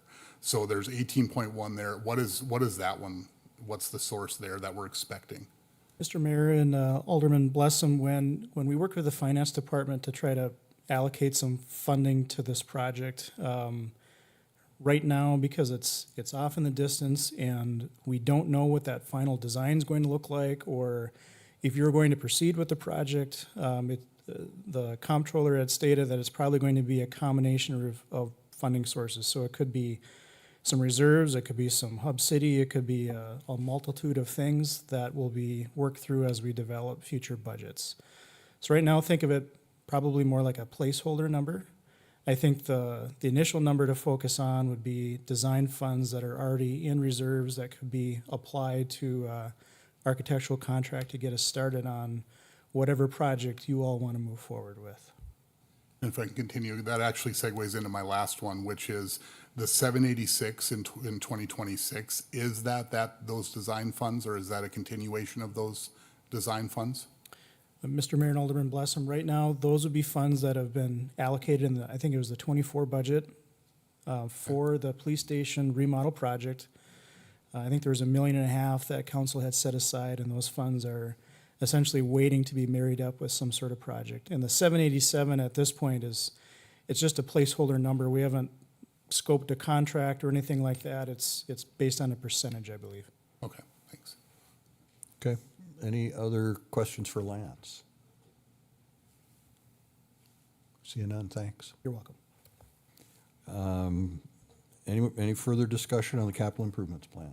Mr. Mayor, Alderman I Samuelson. would like to make an amendment to this motion. And my motion would be to eliminate the Ann Street Bridge project from the CIP, a total of $8,420,000. Okay. Is there a second to that? I'll second it. Seconded by Alderman Blessam. Discussion of the amendment. Alderman Samuelson? So this project goes back quite a long ways, and my recollection after the flood, there was talk of repairing that, and it was going to be, I think it was around $1.5 million. Then it turned to $3.5 million, and it was $5 million, and then there had to be probably special permit or something from the railroad to build a new bridge, because we would have to build a new bridge for access. There is a bridge 5 blocks either direction of basically from where that bridge is at. And I just, you look at budgets and you look at needs and wants. I think this is extreme. It would be nice to have a pedestrian bridge, but we can't afford it, even to look at it. If there's somebody that wants to come up and give us 100% funding for it, I'd be the first one to vote for that. But we just, with everything we have going on, we just can't afford it. Alderman Blessam? And thanks, Mr. Mayor. I think if I remember right, the references that we have in there right now show that it's really just pending in the list the thought of federal funds. I think that's maybe the last time it was addressed. To Alderman Samuelson's point, even in the case where a federal grant came through, somehow that money got there, by the time we would get there, you're probably looking at a $10 million bridge now. Our best guess is that it would be 8 today. I guess even in that case where it's federal funds, are we being the good stewards of federal money that we should be, even in that particular case? And so, I guess I would be interested to understand if there was a private effort that was undertaken to do the fundraising and get it done. Do we have a mechanism for the city to work and work with somebody to make that happen? Because to me, that's the more plausible outcome of this, is that we would find that rather than federal funds. And I don't know if there's anybody that can answer that question or. City Manager? Yes, Mr. Mayor, Alderman Blessam, I might defer to Alderman Pittner. This is a topic that comes up every year as part of the CIP conversation. It's got a long history, but I'll leave it to him. But ultimately, it's in here. The last direction from council was to leave it as a placeholder in the CIP with direction to staff that if we could find federal or state funding to pay for it, that was the only way it would proceed. And to date, staff has not been successful in finding any of that funding at this time, but it continues to stay in as a placeholder at the will of the council. I think it's also fair to point out that this potential design has changed pretty dramatically from what it started out as. As Alderman Samuelson noted, this started out as being a replacement for the the existing Ann Street Bridge, which is going to be taken out in the flood protection project. And my understanding from the last information I saw was that a new bridge, which would get over to the piece of land that belongs to the railroad and would be acquired in the flood protection project, would be as far as it would go. And in order to get to the other side of the river, you'd have to walk down to the other pedestrian bridge. So that's a pretty dramatic change in what this might look like and what it might be. And I agree with everything that's been said regarding the funding and the position that the council took, that there wasn't any city money that we were going to be able to put towards completing this as a project. Alderman Pittner? Thank you, Mr. Mayor. Yeah, again, this was a placeholder. I mean, I'd have to look back at the meetings, but I'm pretty sure I said something along the lines of, I know that I'll never make a decision on this bridge, this funding. It was a placeholder because we wanted the public and future councils to never forget the potential of what acquiring that land, what that land might look like for the community, the old GOB office for BN, if that were to become a park, if that were to become a public amenity, how will that be funded? Again, not an answer I ever expected to have to come up, and I don't expect to come up with while I'm on council, because we see it on the priority list. Again, it was there as a placeholder, whether it was federal funding, whether it was state funding, whether it was, again, we talk about it, whether it was even some sort of a TIF, a downtown revitalization project that would be used to use tax increment financing to do a public infrastructure project to connect our community. Whether it's, again, you see it, I guarantee you, if you go down there after school from Central Campus, there's kids jumping the sign and crossing across the bridge. I mean, and if not that, they're going to be crossing across the railroad tracks. It's what kids do. They're going to take the shortest path available. So again, it was a placeholder. Reading the tea leaves, I don't know where this will end up, but I will vote against the motion because again, this was a placeholder for maybe my grandkids to figure out someday. So, Alderman Blessum? And if I, just to continue my thought process again, I think we've come up against this a couple times now where we get to the point where we go, look, we just don't see any way. We don't see any way that local funds could make something like this work. The last one was the quiet zone kind of thinking. Our next natural thought then seems to be, well, let's see if we can get more other people to pay for it. It's something in our city, but the other people in North Dakota could pay for it, or the other people across the country could pay for it. Because every time we go for federal or state funds, it's somebody's funds. Even when the federal government prints money, which has been their method, it's still inflationary. We still pay more for eggs and gas and everything else that comes with it. And so I think there's some sort of symbolism that comes with this as well in the decisions that we make sometimes, that we're being the stewards that we should be of that money. So, I'll vote yes on the motion because I think that this is part of doing it the right way for our taxpayers, not just in Minot, but across our country. Okay, this is discussion of amendment to the CIP plan as presented. Any further discussion? Paul? Alderman Janser. Go ahead. Thank you. So for those that have followed city council for many years, you know that I have not been subtle in my comments regarded to the Ann Street Bridge. And I will fully support Alderman Samuelson's amendment to remove it from the CIP for the reason that while a placeholder doesn't cost us any money, it does cost our staff time. And I think that they have exhausted their time in trying to find federal funds that are not available. And I believe it also sends a message to our community that we are still considering allocating funds towards that. And it's been very clear in the discussion that we're not, but I don't know that that's the message that is received by our community members. So I fully stand in support of removing that item from the CIP. Okay. Any further discussion of the amendment? Alderman Pittman. Just, again, I want to get my thoughts out there on this. Again, Mike, again, I agree, right? Taxpayer dollars come, whether federal or state, they come from somewhere, but also when those programs are put into place, if there were to ever be a program available, if they're federal, if we're not using them to better our community and improve life and quality of life for our citizens, Fargo is, Bismarck is, Williston is, Watford City is. So again, I just want to make sure that we are available and open to these ideas if these funds do become available. That's just my thinking behind it. That's why I was acceptable for being a placeholder, but it's up to the decision of the council. Okay. City Manager.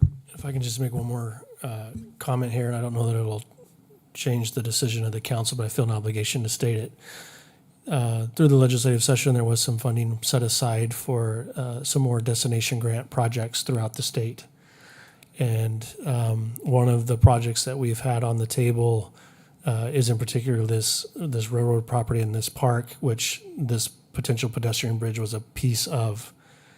And should the city pursue some of that funding, I think you'd have a stronger application if you wanted this pedestrian bridge over the railroad tracks to be part of that project.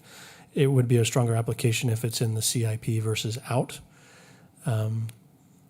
But with that being said, I've been on the record previously and in other previous council meeting conversations on this about whether or not the necessity of this project was a high priority.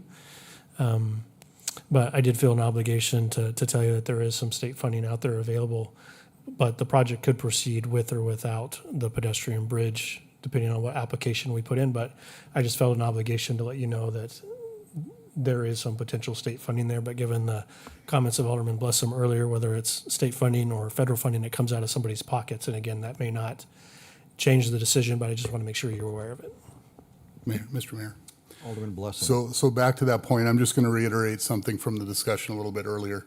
Our state employees, our teachers are facing lower than expected raises because the state legislature is making decisions along these lines. They're deciding, they're picking sort of the winners and losers project-wise and how they want to do it. And now members of our community are feeling the brunt of that. And so it's every one of these decisions that all work together all up and down the government spectrum that make this stuff happen. And that's where we sit today. And so, I think as we look at going after those grant programs, and don't get me wrong, I'm not saying we shouldn't try. When things are in law, that's part of this process. But the decisions that our legislators are making are a big part of this overall picture as well. And it's the people that feel the real brunt of that in the end. Very well. So we're on this amendment. Is there any further discussion? If not, let's vote on the amendment.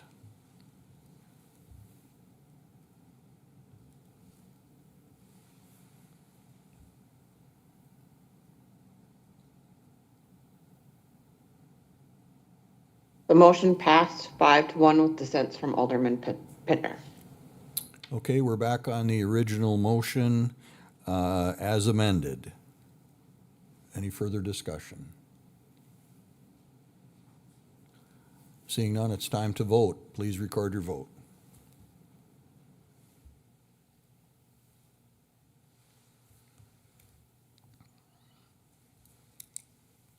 The motion passed unanimously. That takes us to item 8.3, which is the alcohol beverage license. The recommendation is to approve the Base Camp Indian Kitchen LLC for a supper club license. What are the wishes of the council? Move approval. By Alderman Pittner, Second, seconded by Alderman Blessum. Any discussion? Mr. Mayor. So my one question, if I could, for those of you that have been here, do we have any precedent whatsoever for waiving this fee? Because that's the part that's a little interesting here. Have we run across, I mean, I understand they never got to use it, like, I'm sympathetic to that thought process, but the only thing I'm worried about is, was there somebody where, hey, they ended up getting their license at the 1st of June and they didn't get that same benefit? That might be a question for Michaela. Or police chief maybe remembers something, but I don't, we're getting a no from that direction, so, I mean. I can kind of talk about it.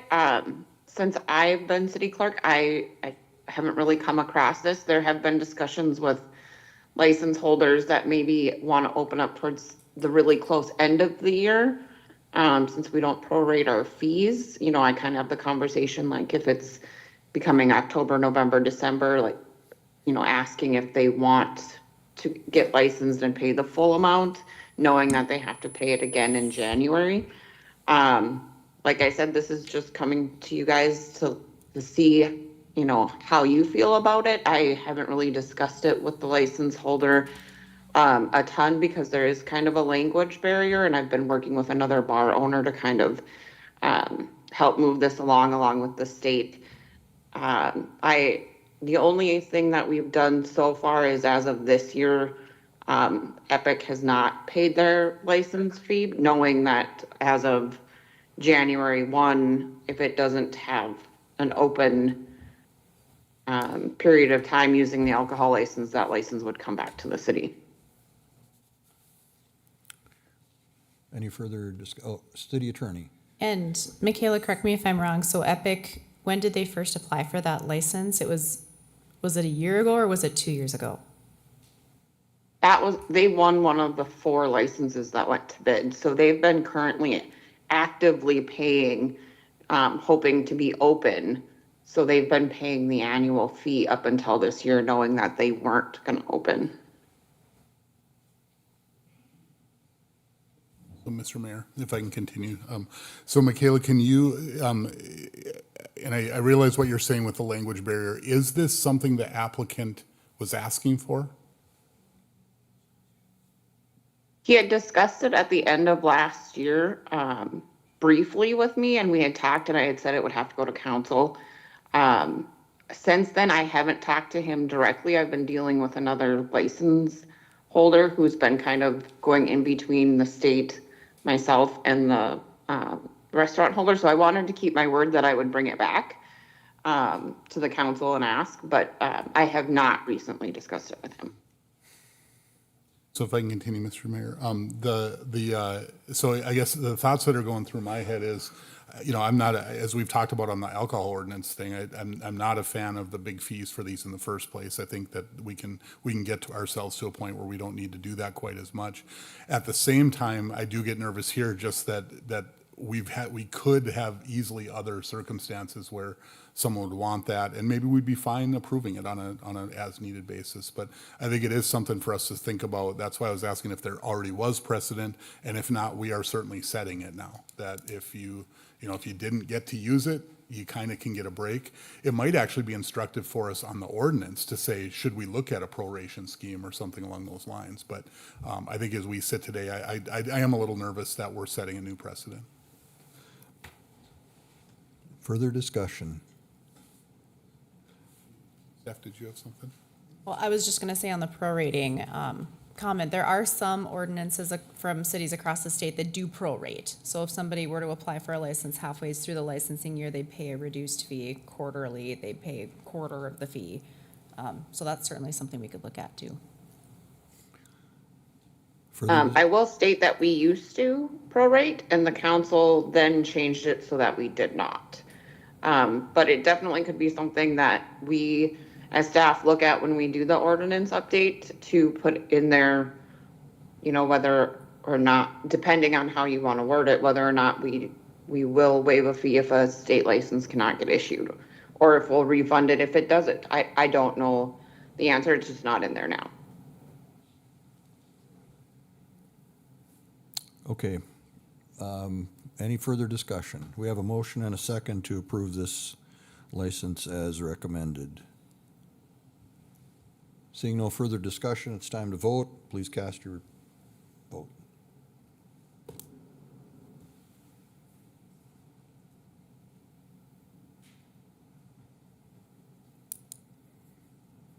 The motion failed 3-3.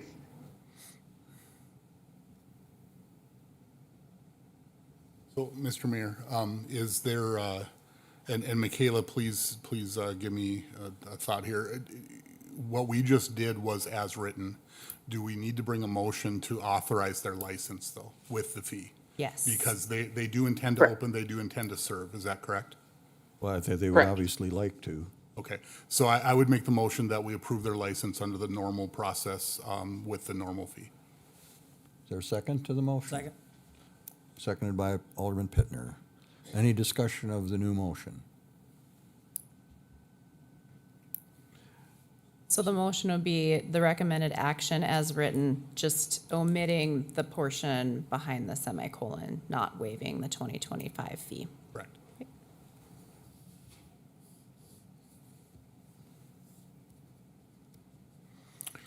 Okay, everybody clear? Let's vote. Please record your vote.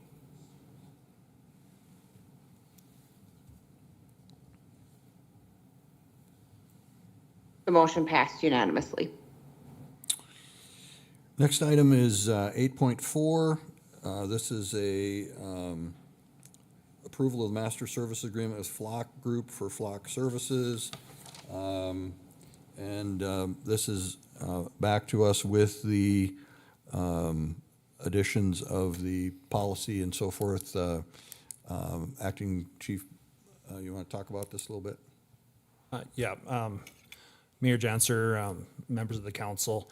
As you recall, April 7th, we brought the service agreement to the council for approval. And at that time, the council wanted to see a policy on this. So I had my staff put together a policy, and to that extent, there were some considerations about civil liberties that were of utmost importance in that policy. So we focused on those. We tried to make a policy that was restrictive to the extent that LPR would not be utilized on minor offenses, minor crimes. That policy is attached to the memo.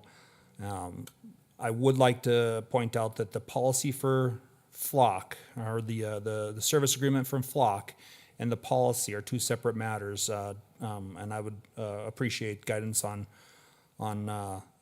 the policy itself, because the policy also applies to other LPR functions that the department may have. For example, our Axon fleet for our in-car camera system has LPR capabilities. And to that extent, the fleet system would not be able to be utilized without a policy of some sort.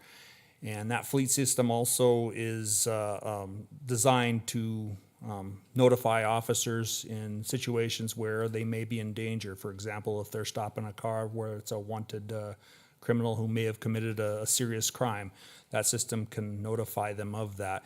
And so that's of concern to us, that be a consideration that you take into account. As far as AXA, or the Flock service agreement, I still stand behind Flock as a very, very useful tool for us. I do understand that there are considerations of civil liberties, and so to that extent, I understand that the council may take different actions on Flock. I also want to point out that the Flock is a 2-year agreement. So even if the council were to approve the service agreement now, with a tight budget cycle next year, we have to also take into account our priorities and whether Flock rises to the top of those priorities. And to that extent, I want to make sure that you understand that there's a good chance that, I would not actually move forward with Flock until I have an idea of where the council's going for our budget in the future, so that I know where the priority for Flock would end up landing, if that makes sense. I'd stand for any questions. Any questions for the chief? Seeing none, thank you, appreciate you. Maybe we'll end up calling you back up, but nothing right now. What are the wishes of the council? Alderman Pittner. I will move approval on the item. Is there a second? Second. Seconded by Alderman Olson. Discussion of the motion. If I may, Mr. Mayor. Alderman And Pittner. if Jen could pull it up, I spoke with Dale, or Chief Plessis here, prior to the meeting, just going through the policy and trying to be sensitive to some of the topics and some of the concerns with civil liberties. And again, I don't think anybody questions the benefits of a program like this. You know, again, a child gets abducted. As being a parent, I could never imagine what that would be like, having a child abducted, and if there was a tool in place to help bring my child or my neighbor or my loved one's child home safely, no one's going to argue that. An elderly member of your family, you know, gets in their car. We had a case, right? Someone got lost and stuck in the snow north of Minot and Glenburn. If we could have been able to locate that individual sooner, quicker, and still had a great outcome. Again, no one's going to argue those points. So some of the ideas that I had are just some red lines that I wanted to propose to this council, and maybe as an amendment. I don't know if I should take them one by one. They're all along the lines of just trying to perpetuate public safety, transparency within the department and within the policy. So under the purpose and scope, I just added PR technology should not be used for general surveillance or intelligence gathering unrelated to specific documented criminal investigations. And if we just want to keep scrolling, Jen, I'll run through these, and we can just maybe have general discussion amongst the council. Just to the next red line, if you would, Jen. Wasn't that one there, Paul? Oh, did I? Maybe I was looked away. That Okay. one right there. Okay. All ALPR system actions, access, and data handling must be logged and included in quarterly privacy audits conducted by the Office of Professional Standards. Again, just another barrier, another layer of protection when it comes to utilizing these systems. And again, these are taken. This is me doing my own homework and revisions and studying of different policies that are in place across the country. A minimum of articulable, reasonable suspicion. And Dale, give me a thumbs up if I got that word right in the spelling. Okay, good. Perfect. And then ALPR data may not be used for contextual or speculative searches. Each access request must include a case or incident number and justification. Again, to the point, we don't want individuals accessing this system without a reason. This is a tool to not be abused.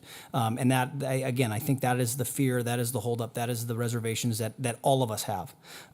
All ALPR data not linked to an active criminal investigation shall be automatically deleted after 30 days. No extension of this period is permitted unless authorized in writing by the Administrative Division Commander with documentation of the associated case number. Again, if we don't need the data, we don't store the data, and we move on. So again, we'll go to the next one. All searches must be tied to a specific documented case number, and personnel must enter a reason for access before querying the system. Unauthorized searches are strictly prohibited. I know we had in here somewhat disciplinary action can be taken. To me,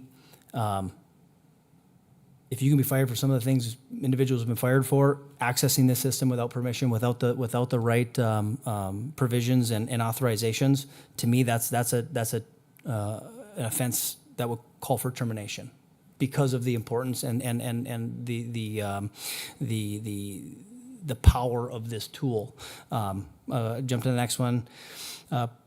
And must enter a case number and written justification for each access request. Speculative searches are prohibited. Again, these are just layers of protection that I feel give me peace of mind putting a policy like this in place and having a tool. Another item that I saw in a couple of different policies, a community oversight. An appointed oversight board or privacy advisory committee shall review ALPR policy and audit reports annually to ensure alignment with community values and legal standards. And again, whether this is composed of assistant city manager, council members, a member of the public, whatever it would be, just another layer of protection when utilizing this tool. Again, I throw those out there as just ideas, as just food for thought when crafting this policy. I think what we have is a very strong policy that Dale and his staff put forward. But I don't know if I'm ready to make full commitment to it tonight. It might take a couple meetings. It might take some conversations back and forth before we get to a policy that we all feel comfortable with or can be as comfortable with as possible. So I guess just for the sake of discussion, I will offer those up as amendments to this policy. Okay, there's a motion to amend with language that Paul went through. Is there a second? Second. Okay, second by Alderman Olson. Discussion. Alderman Blessam. Yeah, I think what I'm gonna do, I'm gonna reserve my comments until we go past the amendment. Just want to let you know that, but I appreciate the effort, Paul, because I think, the first draft needed those pieces, and so I appreciate that. And I'll speak more about once we get past the amendment. Okay. I guess, and not to put you on the spot, Chief Plessis, but I guess, do you have any comments on the suggested amendments? Are these things that we're looking at practicable, or is there something are they things that you think will be workable for the department?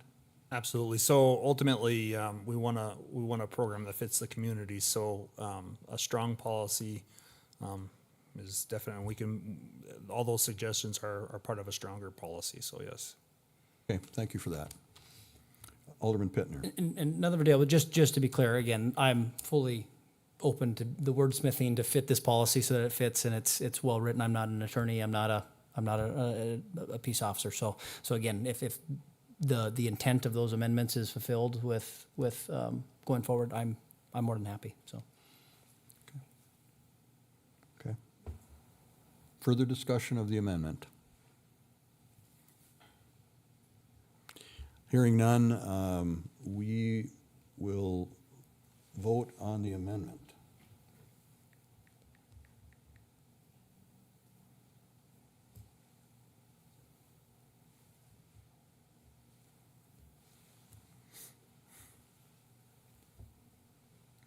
The motion to amend with Alderman Pittner's recommendations passed 6-0. Okay, so we have the original motion as amended. Further discussion. Mr. Mayor. Alderman Blessam. Okay, so in some ways, I'm going to reiterate what I said about this originally. Chief, thanks for your work in taking us to this point. It was the necessary steps that had to be done, I think, to get to a final decision. I appreciate that very much. And as I mentioned, Paul, thanks for putting in the time and effort to get us there. I think, as I mentioned during the discussion before, I'm not positive there's anybody in this world that could write a policy that will get me there. And I've been clear about that. I think this raises to such a level that no matter what we write into policy, we are only learning about the issue after it's already occurred. And it's not just a rogue person using the system. It's the general surveillance state that we head toward when we take these steps. Just one comment on the thought process, Paul. I think most would agree that we want the tools available to help avoid certain things. But I think we would also all right now say, if the city decided, if we all decided that we wanted to issue wristwatches that every taxpaying citizen of this city had to wear because we would know exactly where you were and we could find you in the case of an issue, we'd all say no in a heartbeat, right? If you take the thought process that says we will find a missing child, we will find a missing senior, if you take those to that path, it immediately becomes clear again that, oh, wait, nope, that's too far. And I think we all have to find that line as we talk through this. Maybe mine shows up a little earlier than most, but I think throughout our history as a country, and especially as a state, we've found that much earlier than this. We've found the place where we said, nope, I'm good being free, even though I'm giving up a little bit of safety. And I think we can't choose to give that up as members of our community, as members of our country. We can't, because there's a slow slide that direction anyway. And again, I just reiterate that I don't know that for me that there's a policy that will solve that thought process. So I'm going to be a no. I know that there's other thoughts, and happy to hear everybody else. Further discussion on the amended motion. Alderman Janser. Alderman Olson. Thank you. I too will probably be repeating some of the statements that I made about a month ago. But I truly do see this as a very useful tool for our police department that is down on any day 15 to 17 to 18 staff members. This gives them a tool that helps keep our community safer. It does not infringe on people's civil liberties because the LPRs do not record a person's face. It only registers a license plate number. So for the majority of us, there is no issue. There is no concern because our license plate number is not associated with the crime. And if it is, then it's wonderful that the police department can be notified of that and be able to further look into the situation. I stated in the past too that wherever we go, we are giving up our freedom to be under the surveillance of a camera, to be recorded, to have our information sold. We live in Ward County, and the Ward County Sheriff's Department is currently using LPR. I drove to Bismarck the other day and drove past 2 different signs on Highway 83 that knew that I was traveling from Minot to Bismarck. Each credit card payment that I make is recorded, and then the information is given to retail sources. So I don't think that this should be the area where we're going to say no. So my vote will be yes on allowing the LPR system to take place. Alderman Pittner. Again, maybe I'll have a question for Dale. Dale, there's a few different issues here, right? We have Axon, we have Flock, and we have the policy, correct? Is there a, just break it down for me, is there an order in which we should take these? I would suggest the service agreement with Flock first. I think the LPR agreement or the LPR policy itself can function if you choose that Axon or I'm sorry, Flock is a good program, then that's fine. If you choose that it's not a good program for Minot, then that's fine also. But the Axon system that we utilize as an add-on has LPR functions, and I want to make it clear, it's not the same system. So Axon does not have the same capabilities as Flock. It's nowhere near as powerful as Flock, but it still uses an LPR system to tell the officer, hey, there's a problem ahead of you. And so I look at it as a safety issue. I would recommend that you consider those two separately. Mr. Mayor. Alderman Blessing. So Chief, so just so I'm clear though, the portion of the Axon system that allows for license plate reading, is it in use today? It has the ability to use it. We're not utilizing it, but it does have the ability. The system that we have came with the upgrade. So yes, it does have that capacity. Okay, but it's not functional, not turned on. That's a decision we need to make if we do choose to turn it on. I'm gonna have Captain Sunheim address that because he's more of an expert on Axon than I am. Mayor Jansen, Alderman Blessums. Yeah, so the new Flock, the new Axon system that we have, we're currently in the middle of an upgrade with that. So we have 5 cars that have the new system. The rest of those cameras are waiting to be installed. So with those 5 new camera systems, basically the LPR feature within the camera system is there, but it's not turned on.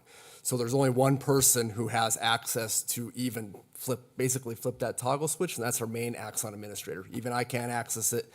Chief Pluses can't access it. So it's there, but it's not turned on, if that makes sense. Helps you out. And so, Mr. Mayor, if I could continue. So I think, Paul, you're on the right track here because we got to think there's multiple issues that we've got going on here. So one of the things, no matter what we do here as we go through these motions, I think it's really important that we hold on to the control of on-off on the council so that we're representing the people of the city, and we make sure that that's a decision that's made here. And so I'm not sure if we want to back out of this motion and start ticking through these as separate things. I guess the other thing, Chief, if you don't mind, so without the Axon system turned on, without Flock authorized, do we have any other reason to need the policy that you've presented and now that we've amended? There could be future considerations to it. For example, there's search and seizure issues with chalking tires, and it's not they're not ones that are currently an issue in our region. However, if the court does move that direction, then we would have to look at other options to parking violations. For example, geolocating of cars where you're not utilizing chalk, you're not touching a car. So that could be an option to that. So there are other implications that could come up in the future, but not currently. Okay. So we have a motion as amended that we're discussing, which is the approval of the master services agreement with Flock. Any further discussion? So to be clear, the master services agreement with Flock right now is, with the motion, is separate from the draft policy. We've amended the policy. It's attached to the item, so as a legal, are we approving the staff recommendation, which includes the policy as amended? That's how I'm interpreting it. So the original motion as made recommends the city council approve the master services agreement, approve the draft policy, and authorize the mayor to sign the agreement. And the amendment amended the draft policy that's presented with the overall motion. So a yes vote will approve the agreement, approve the amended policy, and authorize the mayor to sign. Alderman Pittner. Would it be appropriate to make a motion to split the items, taking the draft policy first? You certainly could. I will make that motion. Do you want to, so it's a three-part motion currently. Do you want to split it with items 1 and 3 together, since it's authorizing the mayor to sign the document and the master services agreement kind of pair together? Yeah, but I will take the draft policy as our first actionable item. So is the split a new motion? Yes, so it's a motion to split. You'd vote on that first. Okay, does it require a second? Does. There's a second to the motion to split the question. Second. Okay, there's a motion to split the second. Any discussion? Alderman Samuelson? So just so I'm clear, we're voting on the draft policy, the amended draft policy right now. Just on the split, right? Just to split them and take that, and then we'll take that up after Okay. the motion. Yep. So the motion is to do the split, and then we'll take them one at a time. Is there any further discussion? Seeing none, we're apparently ready to vote. We'll vote to, on the motion to split the question.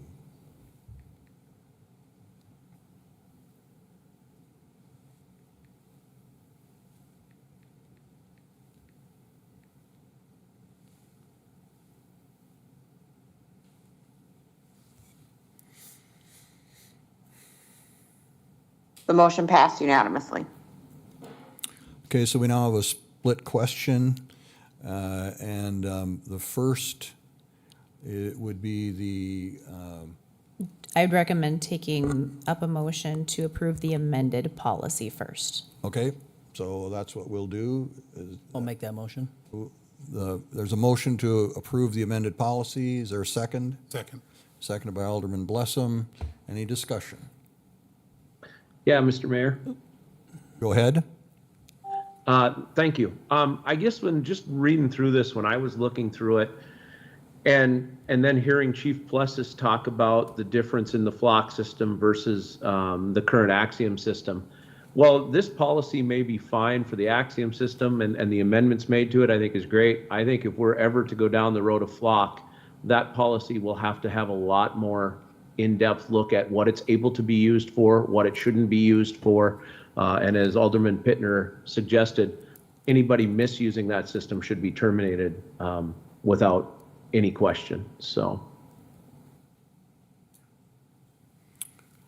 Any further discussion? Hearing none, it's time to vote. We're voting on approving the policy as amended.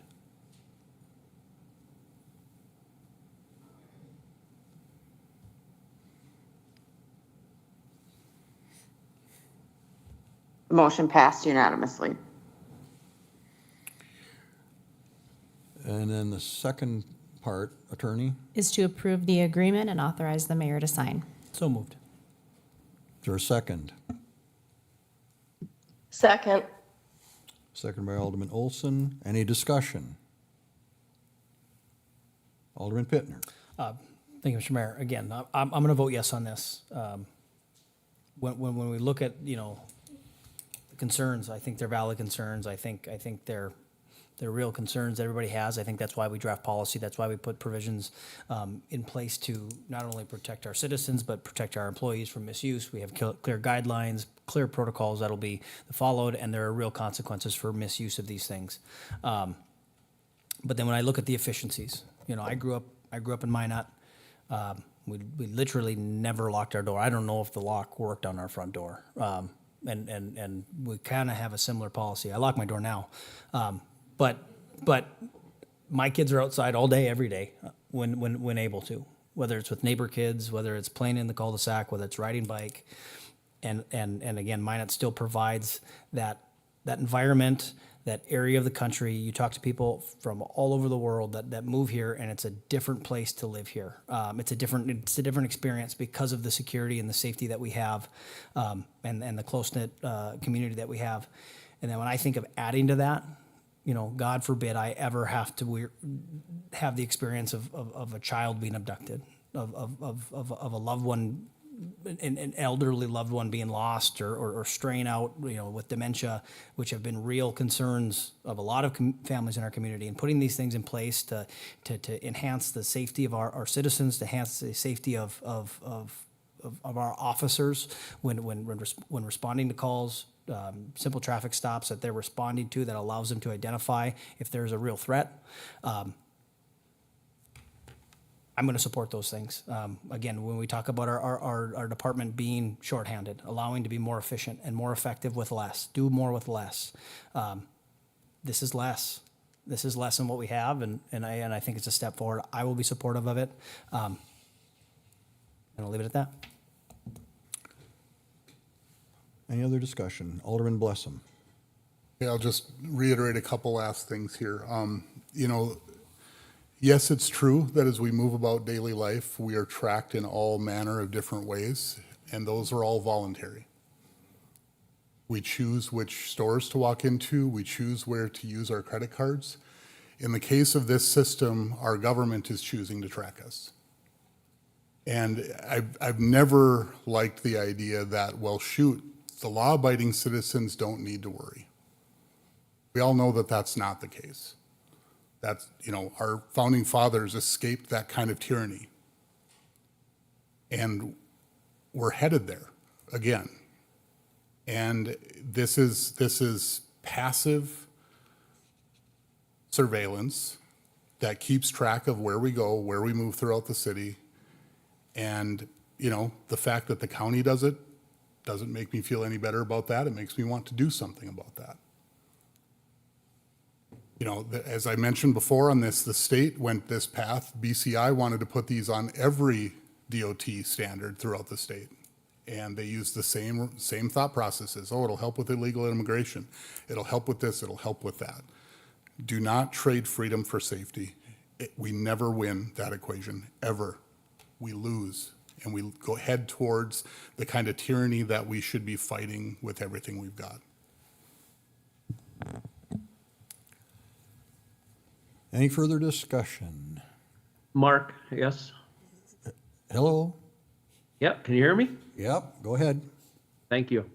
I guess I struggle on this one a lot because I know that it can be used for good, and I know the police department is short-staffed, as Alderwoman Olson has pointed out. They need all the help that they can get.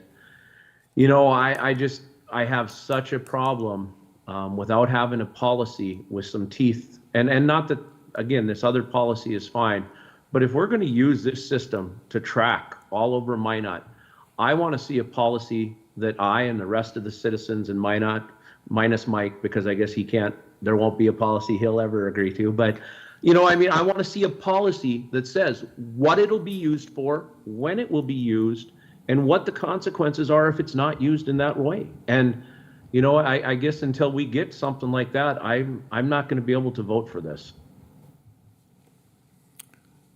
Alderman Samuelson. Thank you, Mr. Mayor. Thinking about this, and I agree about the safety aspect and stuff of it. I just can't get there. A lot of it is our civil liberties. The one thing I want everyone to remember is we talk about this as license plate tracker. It can also track vehicles, the type of vehicle, the color of vehicle, the bumper stickers that are on that vehicle. So if you know the type of car, you can find it that way.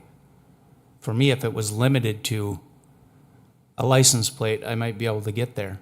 But as they're looking up those vehicles, then they're looking at all those license plates.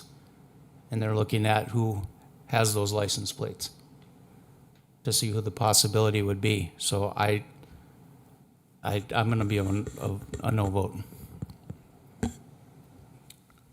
Okay. Any further discussion? Alderman Pittner. I'm going to throw this out there because we're reading the tea leaves here, and this is the struggle that we're in with having an even-membered council. Is that, and again, I get it, it might fail if we had a full council, and that's the struggle. I hate to see these items fail on a tie when again we are structured, or we're supposed to be structured to have a full council so that we don't get into these situations. And I Mike, I respect your opinion and your views on it. I get it. We have a couple of different council members that are no's, but maybe could get there. Maybe need a little bit more incubation on this. So I will make the motion to table this until we have a full council. Okay, there's a motion to table, Second. seconded by Alderman Olson. Alderman Blessam. Thank you. I guess, my hope was that we'd be able to get to an answer tonight, and I understand the thought process. The other thing that I'll say with where we sit right this moment, and the chief alluded to this, we're not sure that we can fund it right now.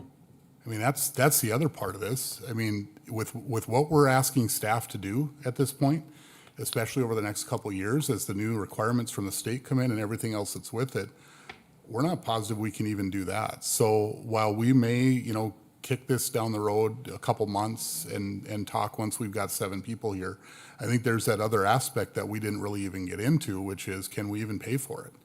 And so, because again, we're not talking about, we'll just buy a couple things, put them up, it's all good. No, it's an ongoing service agreement. There's, there's maintenance, there's replacement, there's all those different things that go with that. So I'll be a no on tabling it. I think we do just need to step forward and make the decision for the people. Further discussion on the motion to table. Alderman Pittner. Again, and I think even to that point, thank you, Mr. Mayor, again, to that point, we don't know if the funding would even be available, so it might be even a moot point to move forward. Even if we moved forward with it tonight and it was to be approved, we might not even see it a part of our budget this fall. So again, I'll just reiterate, I hate to say decisions made based off of a tie. It's like, no offense, it's like kissing your sister, it's kind of one of those things, it's like. Did you have something further, Alderman Blessing? I think the motion to table is fine. Where I was going to go was approving it has that problem, because if we were to move forward with approving it, and we wouldn't want that contract signed if we didn't know we were funding it. So we want to be very careful with that. All right, so we have a motion to table on the floor. Let's vote on that.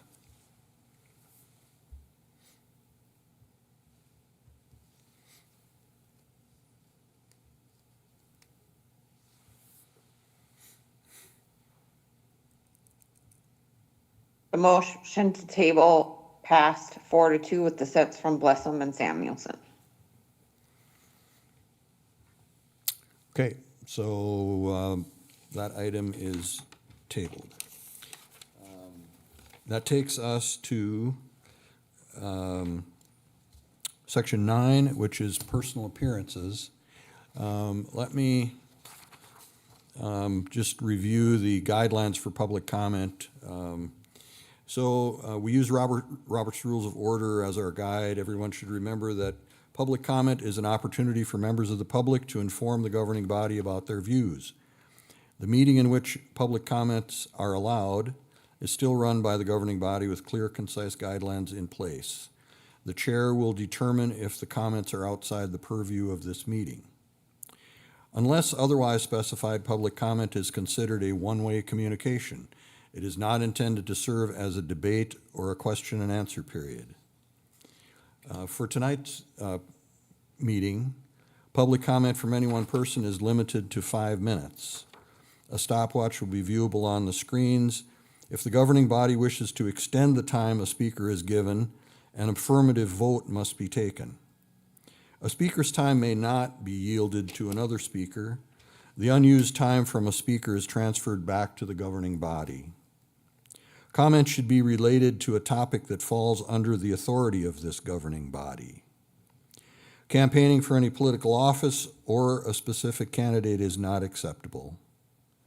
Comments with the same sentiment or belief should be kept concise to allow for the meeting to move forward efficiently. Thank you so much. And so public comment is the order of business.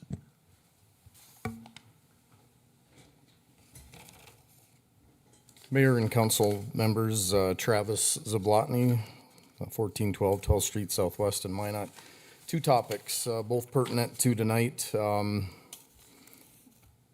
I'm going to request with both of these topics that you consider a public hearing before taking any further action. First one is the spraying for mosquitoes. I think that this is a decision that impacts every single individual that lives in this city, and they ought to have an opportunity to speak about it. It's not an insignificant decision or a business decision that the city council is making. It's a decision that's very personal for people, and I think it should be a point of conversation. The same goes with the surveillance.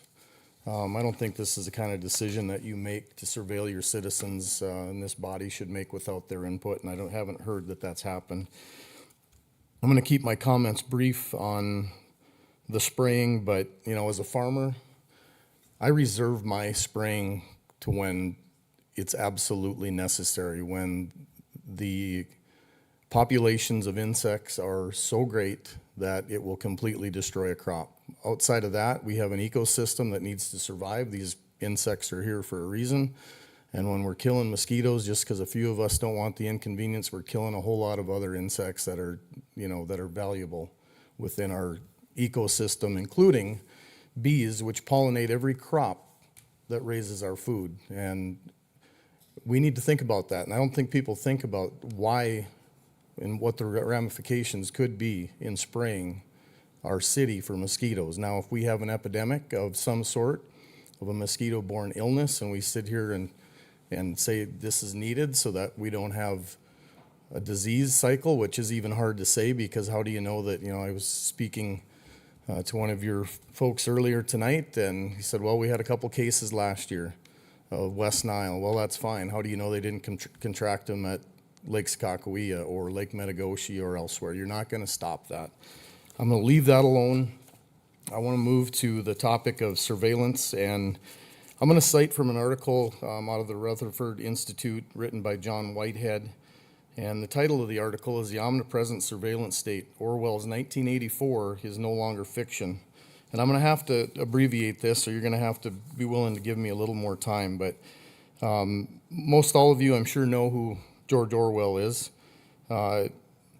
Tread cautiously. The fiction of George Orwell has become an operation manual for the omnipresent modern-day surveillance state. It's been 70 years since Orwell, dying, beset by fever and bloody coughing fits, and driven to warn against the rise of a society of rampant abuse and power and mass manipulation are the norm, depicted the ominous rise of ubiquitous technology, fascism, and totalitarianism in 1984. Who could have predicted 70 years after Orwell typed the final words to his dystopian novel, "He loved Big Brother," we would fail to heed his warning and come to love Big Brother. 1984 portrays a global society of total control in which people are not allowed to have thoughts in any way that disagree with the corporate state. There is no personal freedom, and advanced technology has become the driving force behind a surveillance-driven society. Snitches and cameras are everywhere. People are subject to the thought police, who deal with anyone guilty of thought crimes. The government or party is headed by Big Brother, who appears on posters everywhere with the words, "Big Brother is watching you." We have arrived. We are way ahead of schedule, into this dystopian future dreamed up not only by Orwell, but others like Huxley, Atwood, and Dick. Once seemed futuristic no longer occupies the realm of science fiction. Incredibly, as the various nascent technologies employed and shared by government and corporations alike, facial recognition, iris scanners, massive databases, behavior predictive software, and so on are incorporated into a complex interwoven cyber network aimed at tracking our movements, predicting our thoughts, and controlling our behavior. The dystopian visions of past writers are fast becoming our reality. Our world is characterized by widespread surveillance, behavior prediction technologies, data mining, fusion centers, driverless cars, voice-controlled homes, facial recognition systems, cybugs, drones, and predictive policing, pre-crime, aimed at capturing would-be criminals before they can do any damage. Surveillance cameras are everywhere. Government agents listen to our telephone calls and read our emails. Political correctness, a philosophy that discourages diversity, has become the guiding principle of a modern society. The government now has at its disposal technological arsenals so sophisticated and invasive as to render any constitutional protections null and void. Spearheaded by the NSA, it has shown that itself to care little for nothing for constitutional limits or privacy. The security industrial complex, a marriage of government and military and corporate interest aimed at keeping Americans under constant surveillance, has come to dominate the government and our lives. At 3 times the CIA, constituting 1/3 of the intelligence budget, and with its own global spy network to boot, the NSA has a long history of spying on Americans, whether or not it has always had the authorization to do so. Mr. Mayor, I'd move to give Travis a minute to finish up. Okay. Is that agreeable to all the? Requires a second to suspend the rule, because it's in I'll the second. ordinance. I'll second. Okay. All those in favor say aye. Aye. Aye. Aye. Okay. Travis, you got a minute. That was 3 votes that I heard, right? We need a I can 4th. add it to the, Aye for Fuller, too. Aye for Olson. Okay.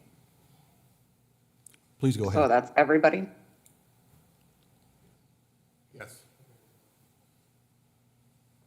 Okay, now I lost my spot, so let me regather, but thank you for that. Let me move here to, okay.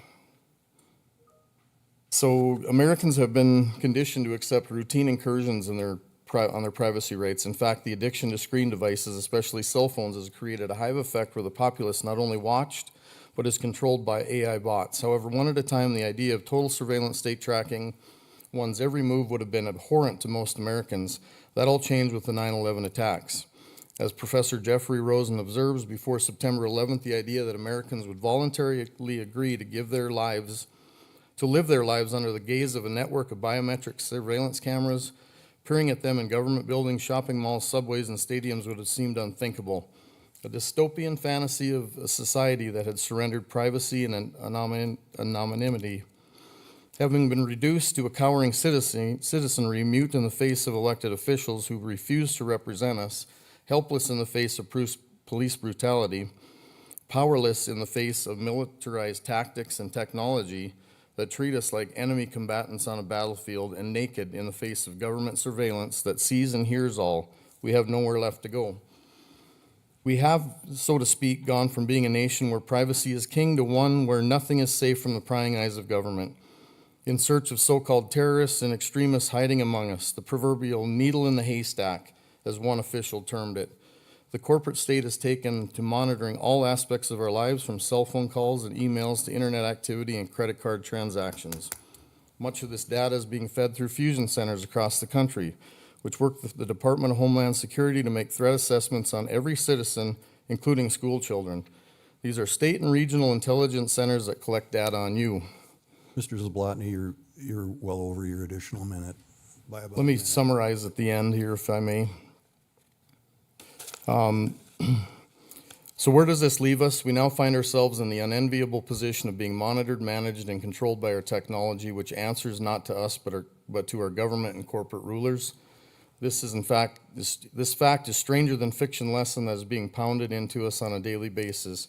It won't be long before we find ourselves looking back on the past with longing, back to an age when we could speak to whom we wanted, buy what we wanted, think what we wanted, without those thoughts, words, and activities being tracked, processed, and stored by corporate giants such as Google and sold to government agencies such as NASA and CIA, and used against us by a militarized police with an army of futuristic technologies.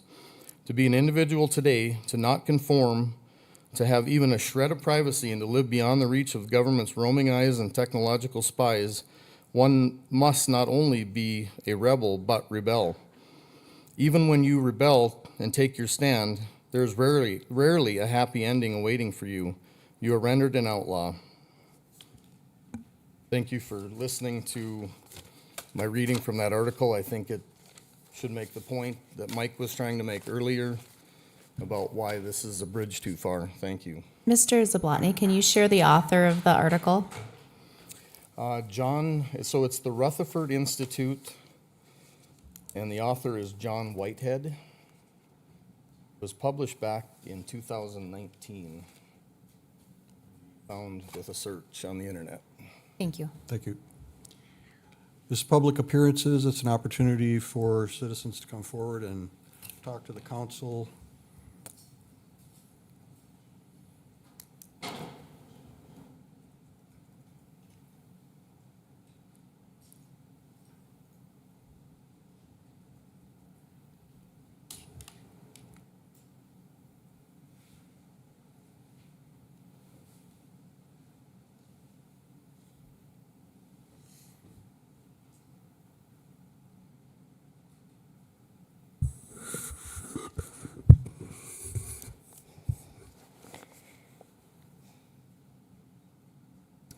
These are not words.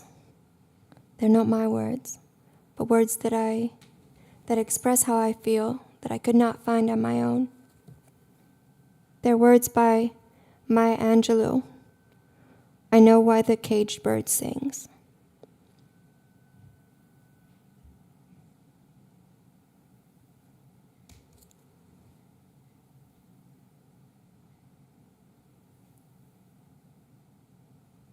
Will this play audio?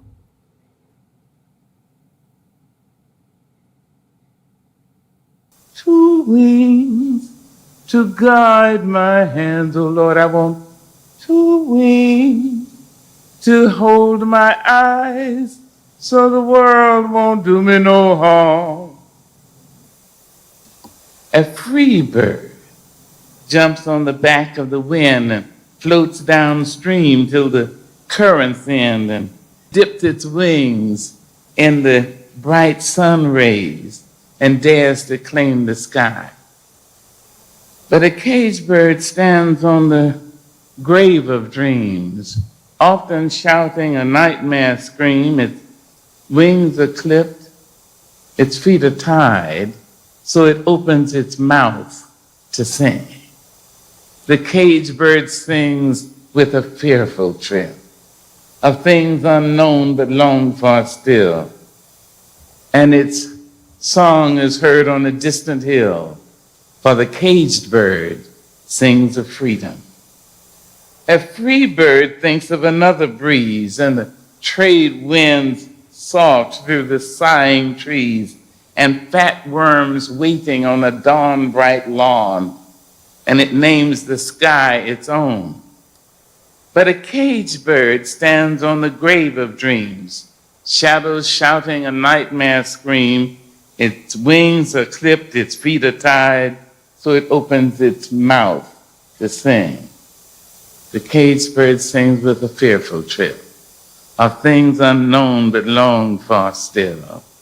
And its voice is heard on the distant hill because the caged bird sings of freedom.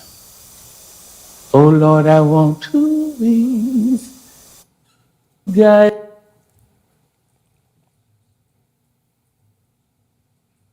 I knew freedom before I became paralyzed. It's not being paralyzed that breaks my heart. It's being home in the community where I thrived, and now where I face barriers to basic needs and services in the community, discrimination, and retaliation where I live, tried to work, and in the community, all relative to the city. It truly starts here. When I left the city council meeting last week, 3 things I experienced. When I was at the table to the right, that's to meet ADA requirements, I couldn't see Alderman Fuller, who I quoted. When I left, the doors do not meet ADA requirements. I had an attendee help me to open the door, as they're heavy. I addressed this before City Council opened.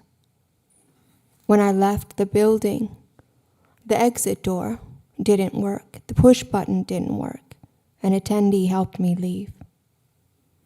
When I first came back, April 21st, the table that meets ADA requirements, because this podium doesn't, was up against the wall.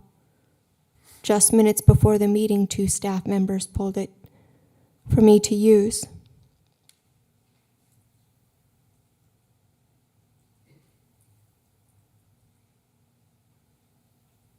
City Manager Harold Stewart said, the podium's too expensive to fix.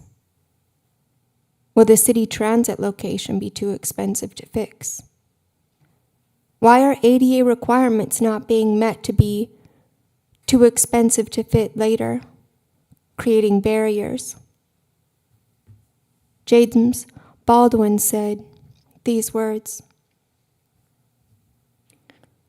"There's a real social danger.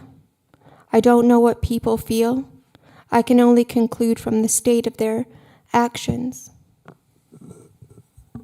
I would like a third-party contractor to oversee the city planning and the inspections. Thank you."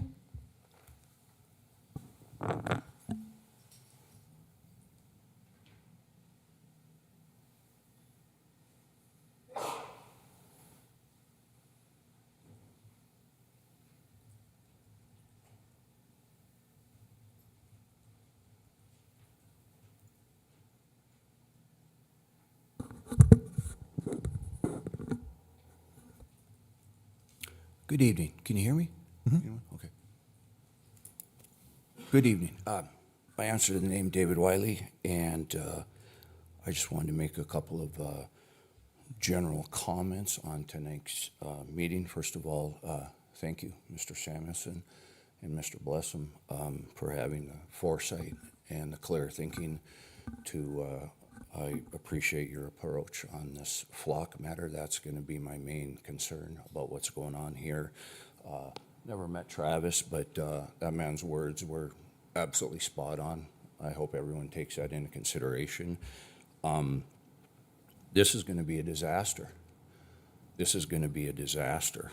A couple of key points. First of all, what do we have right now for any kind of system to prevent government overreach, somebody abusing the system, getting away with corruption? I mean, we haven't had a decent system in place, as far as I know, ever. If you look at the current state that this country's in, with the amount of police brutality, the corruption, last time I read, it said that on average, 5 Americans every day lose their lives at the hands of police encounters. It's over 1,000 a year.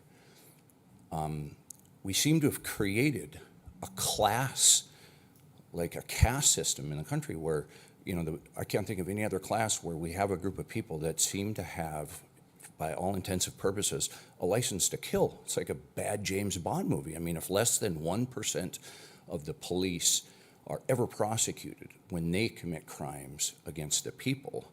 I'm using that as an example. That's not the topic I really want to talk about. I'm using that as an example. What do we have? What do the citizens get to do about that? I mean, if you had a complaint against a police officer, you have to go to the police department and do it? I mean, look up a dictionary, talk about a conflict of interest. I mean, that should be completely looked over by a group of citizens. You know, the people should be able to make it. And so, by the way, this should be something that is voted on. This flock system. I don't believe that should be that decision should not be made by this governing body. You should let the people do that. So I don't think there would be anything if somebody abuses this. I mean, sorry, but it sounds like a bunch of empty words to me to say, oh yeah, well, there's going to be several levels, it's going to be built in, and we'll make sure that they can't abuse the system and they can't do that. Well, it certainly is happening all the time now, and no one's doing anything to it. So I would adamantly say this is a disaster in the happening. And as I spoke last time, as a veteran, I don't want to live in East Germany. I don't want to live in George Orwell's 1984. You don't punish everyone for the crimes of a few. Now, that being said, I'm kind of torn. Maybe we don't do enough for people that actually do commit crimes. I don't want to see, Mr. Pittner, you talked about children, or elderly people. I don't think any rational human being wants to see. I don't want to see a child go away. But if a parent is so concerned about their child, then put a tag on them. You have that right, but I don't have a right to have it. I want a tag on me, and I'm sure a lot of these people behind me don't want. Again, thank you for your foresight into saying that. And the other big thing is, it's such an ambiguous term, a crime. Could anyone in this room define what a crime is? I mean, the Supreme Court, our founding fathers, said it was pretty simple. Thomas Jefferson said, a crime is an act committed against another human being. When you, or any living being, in my definition, you either cause harm or injury to someone, or you're violating their rights somehow. There's no standard anymore. I mean, we just, if a person says, hey, I don't want to give my ID right now, I don't want to be put in the system, and a police officer says, oh, well, that's obstructing. That's not obstructing anything. You're standing up for your rights, but as it is right now, there doesn't seem to be any standard on a crime. So to me, this is just a massive slippery slope. A massive slippery slope. Don't get me wrong, I'm sure the police, I try to be thoughtful to them. I know they have to deal with some really, really unpleasant situations.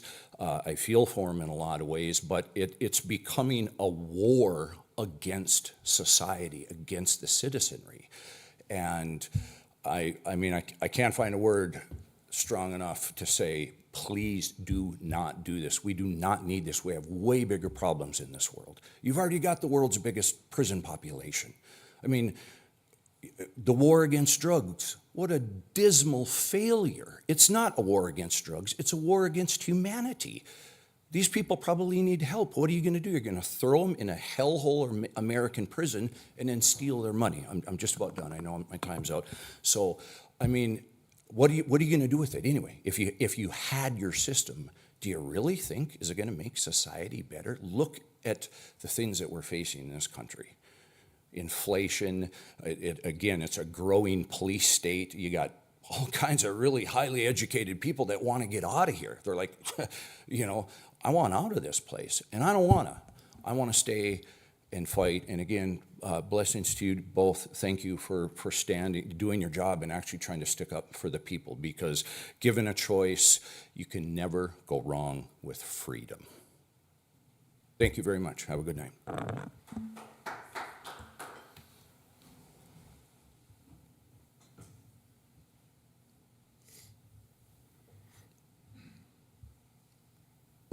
Hello, my name is Josiah Royce. First off, I want to say that I agree fully with Travis and with Mr. David Wiley, and thank you, Mike and Scott, for your points in this flock system. Not even what I planned to come here to talk about today, but it is now.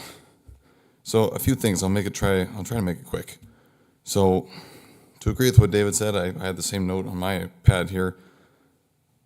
Get a tracker. If you're concerned about, your kids, your girlfriend, whatever.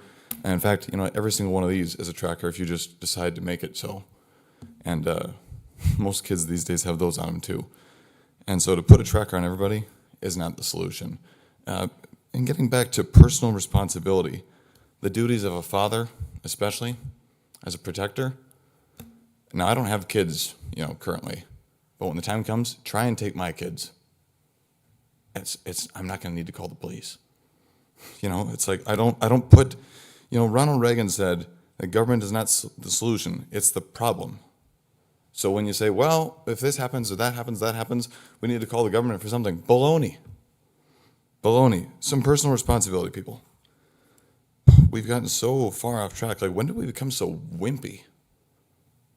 To say, oh, I need the government to solve all my problems. I mean, I don't know what to do.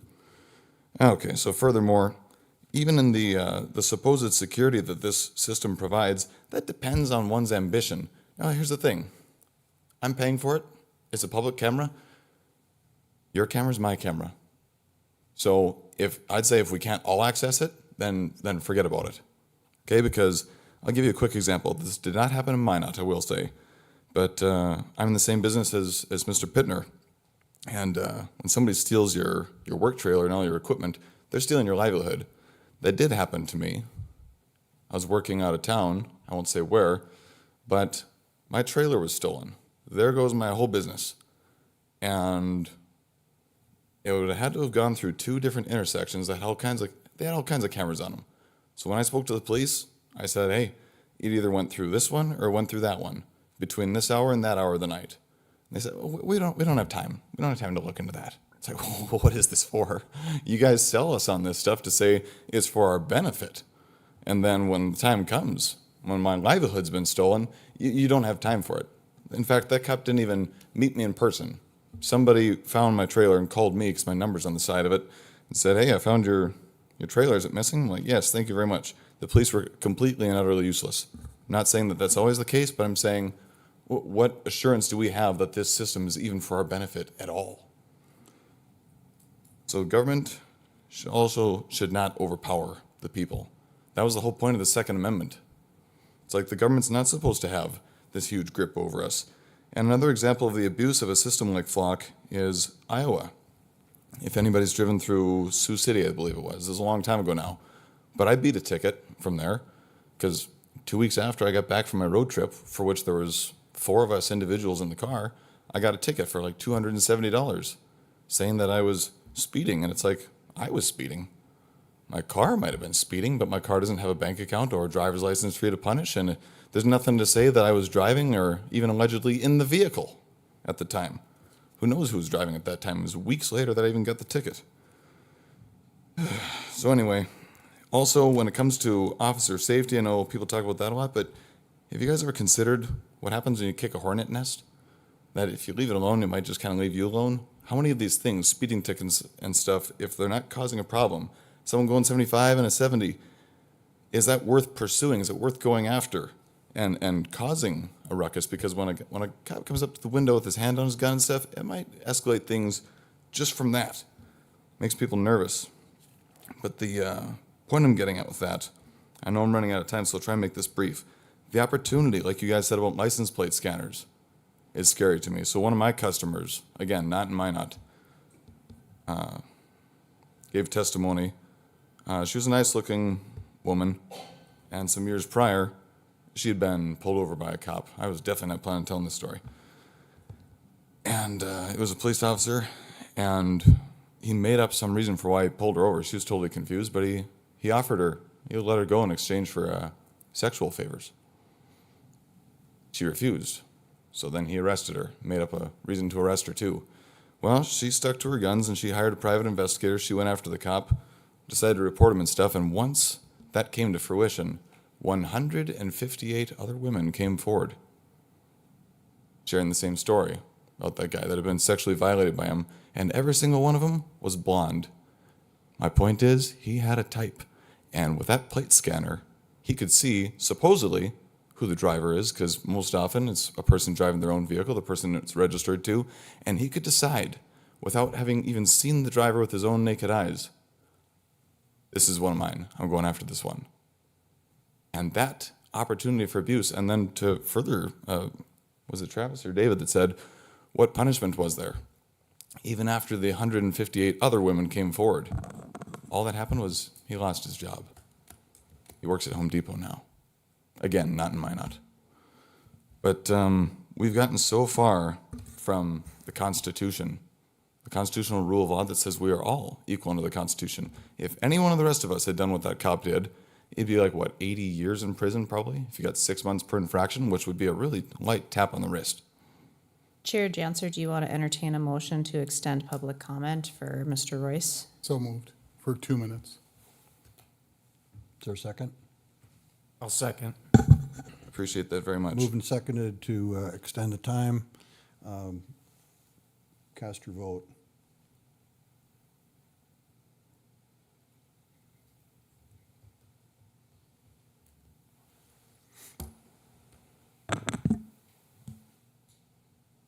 Motion to add 2 minutes, passed 5-1 with dissents from Olson.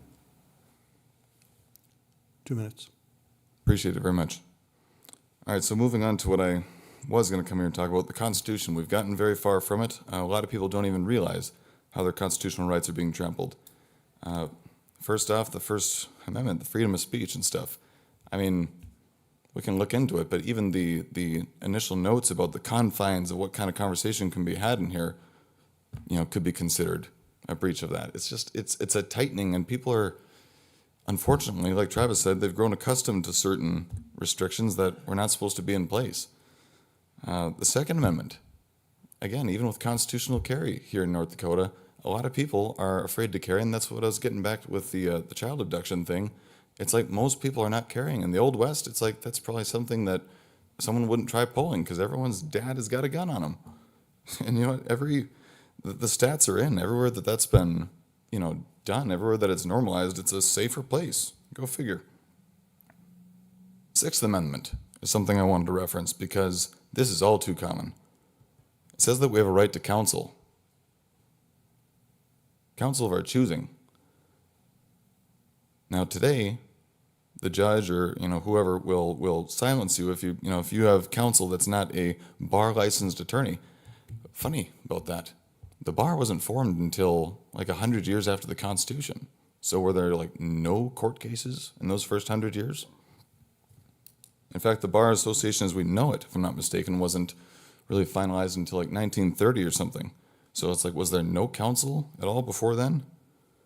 And even at that, today, you have a right to counsel. If you can't afford an attorney, then one will be provided for you if you prove on your tax returns that you can't reasonably afford one. Regardless of life circumstances, who knows if you just had to replace your transmission or something and you can't afford a lawyer, that doesn't count. You have to make so little money in order to qualify. But a funny thing about that, income tax didn't come along until 1913. So when did this become an issue? All of our constitutional rights have been muddled and rewired in a way that disadvantages the people and gives, just supreme precedence to the government.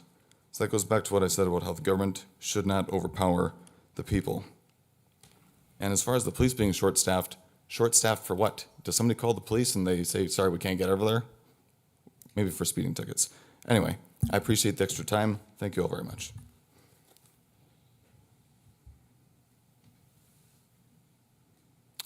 We're still in public appearances. Anybody wishing to address the council can come forward.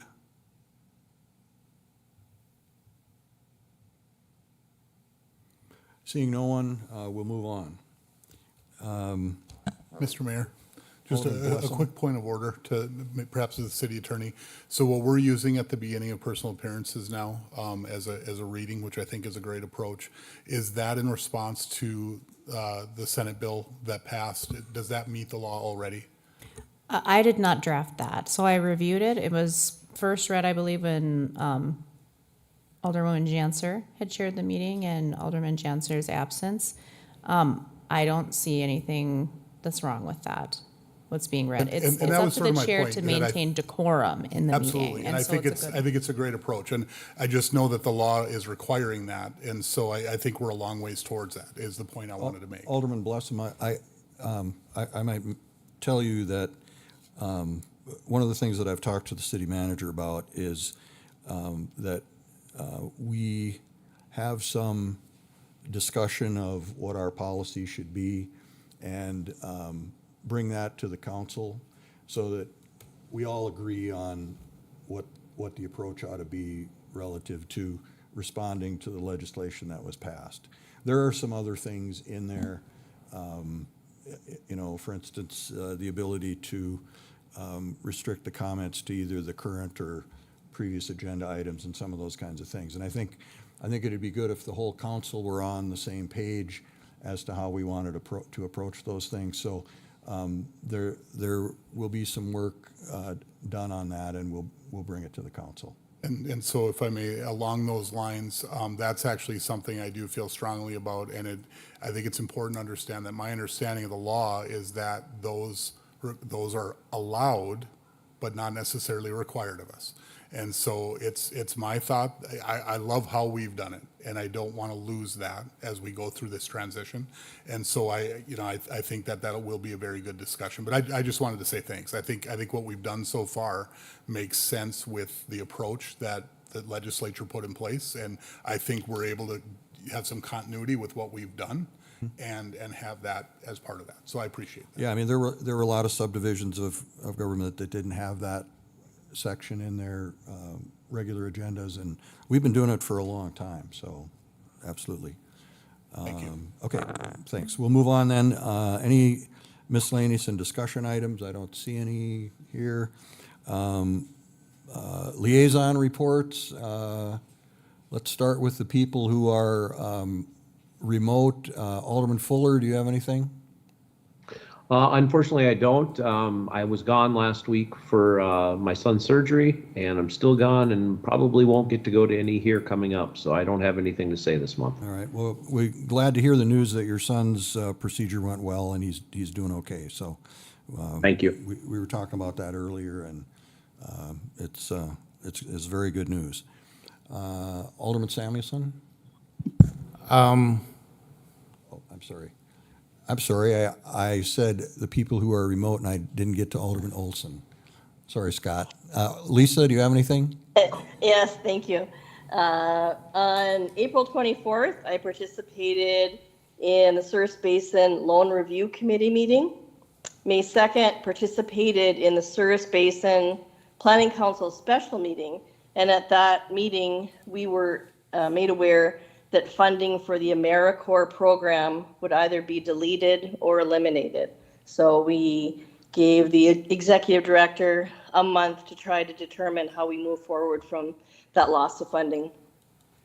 May 15th, met with department head staff from Public Works and the Police Department. It will be the same tour that the rest of you take on the 22nd, but I unfortunately will be out of state and will not be able to join you. And tomorrow afternoon at 1 o'clock is the liaison committee meeting. We will be discussing the upcoming Park District election. Okay, thank you, Lisa.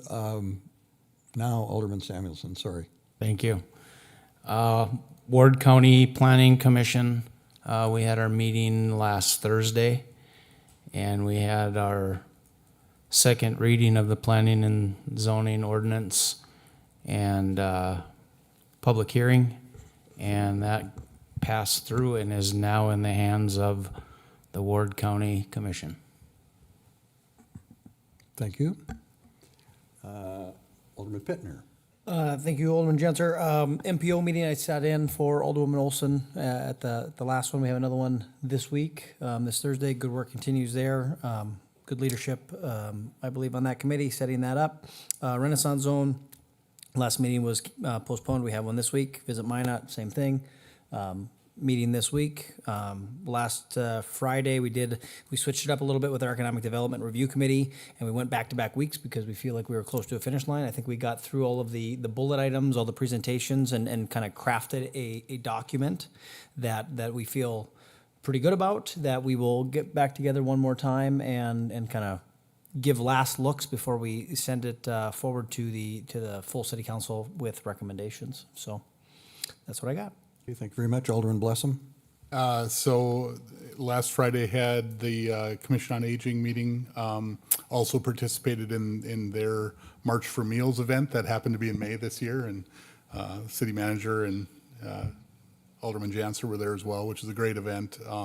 Got to spend some time with my new friend Amos, that I know you know, Mr. Mayor, and got to go around and deliver some meals and meet some people out in the city, and that's a wonderful thing. So it's a good program, and something that we want to make sure happens.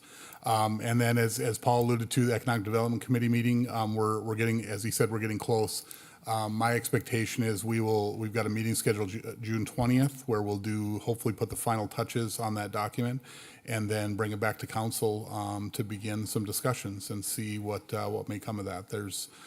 We've gotten the thoughts of the committee, and it'll bring some good discussion for the council.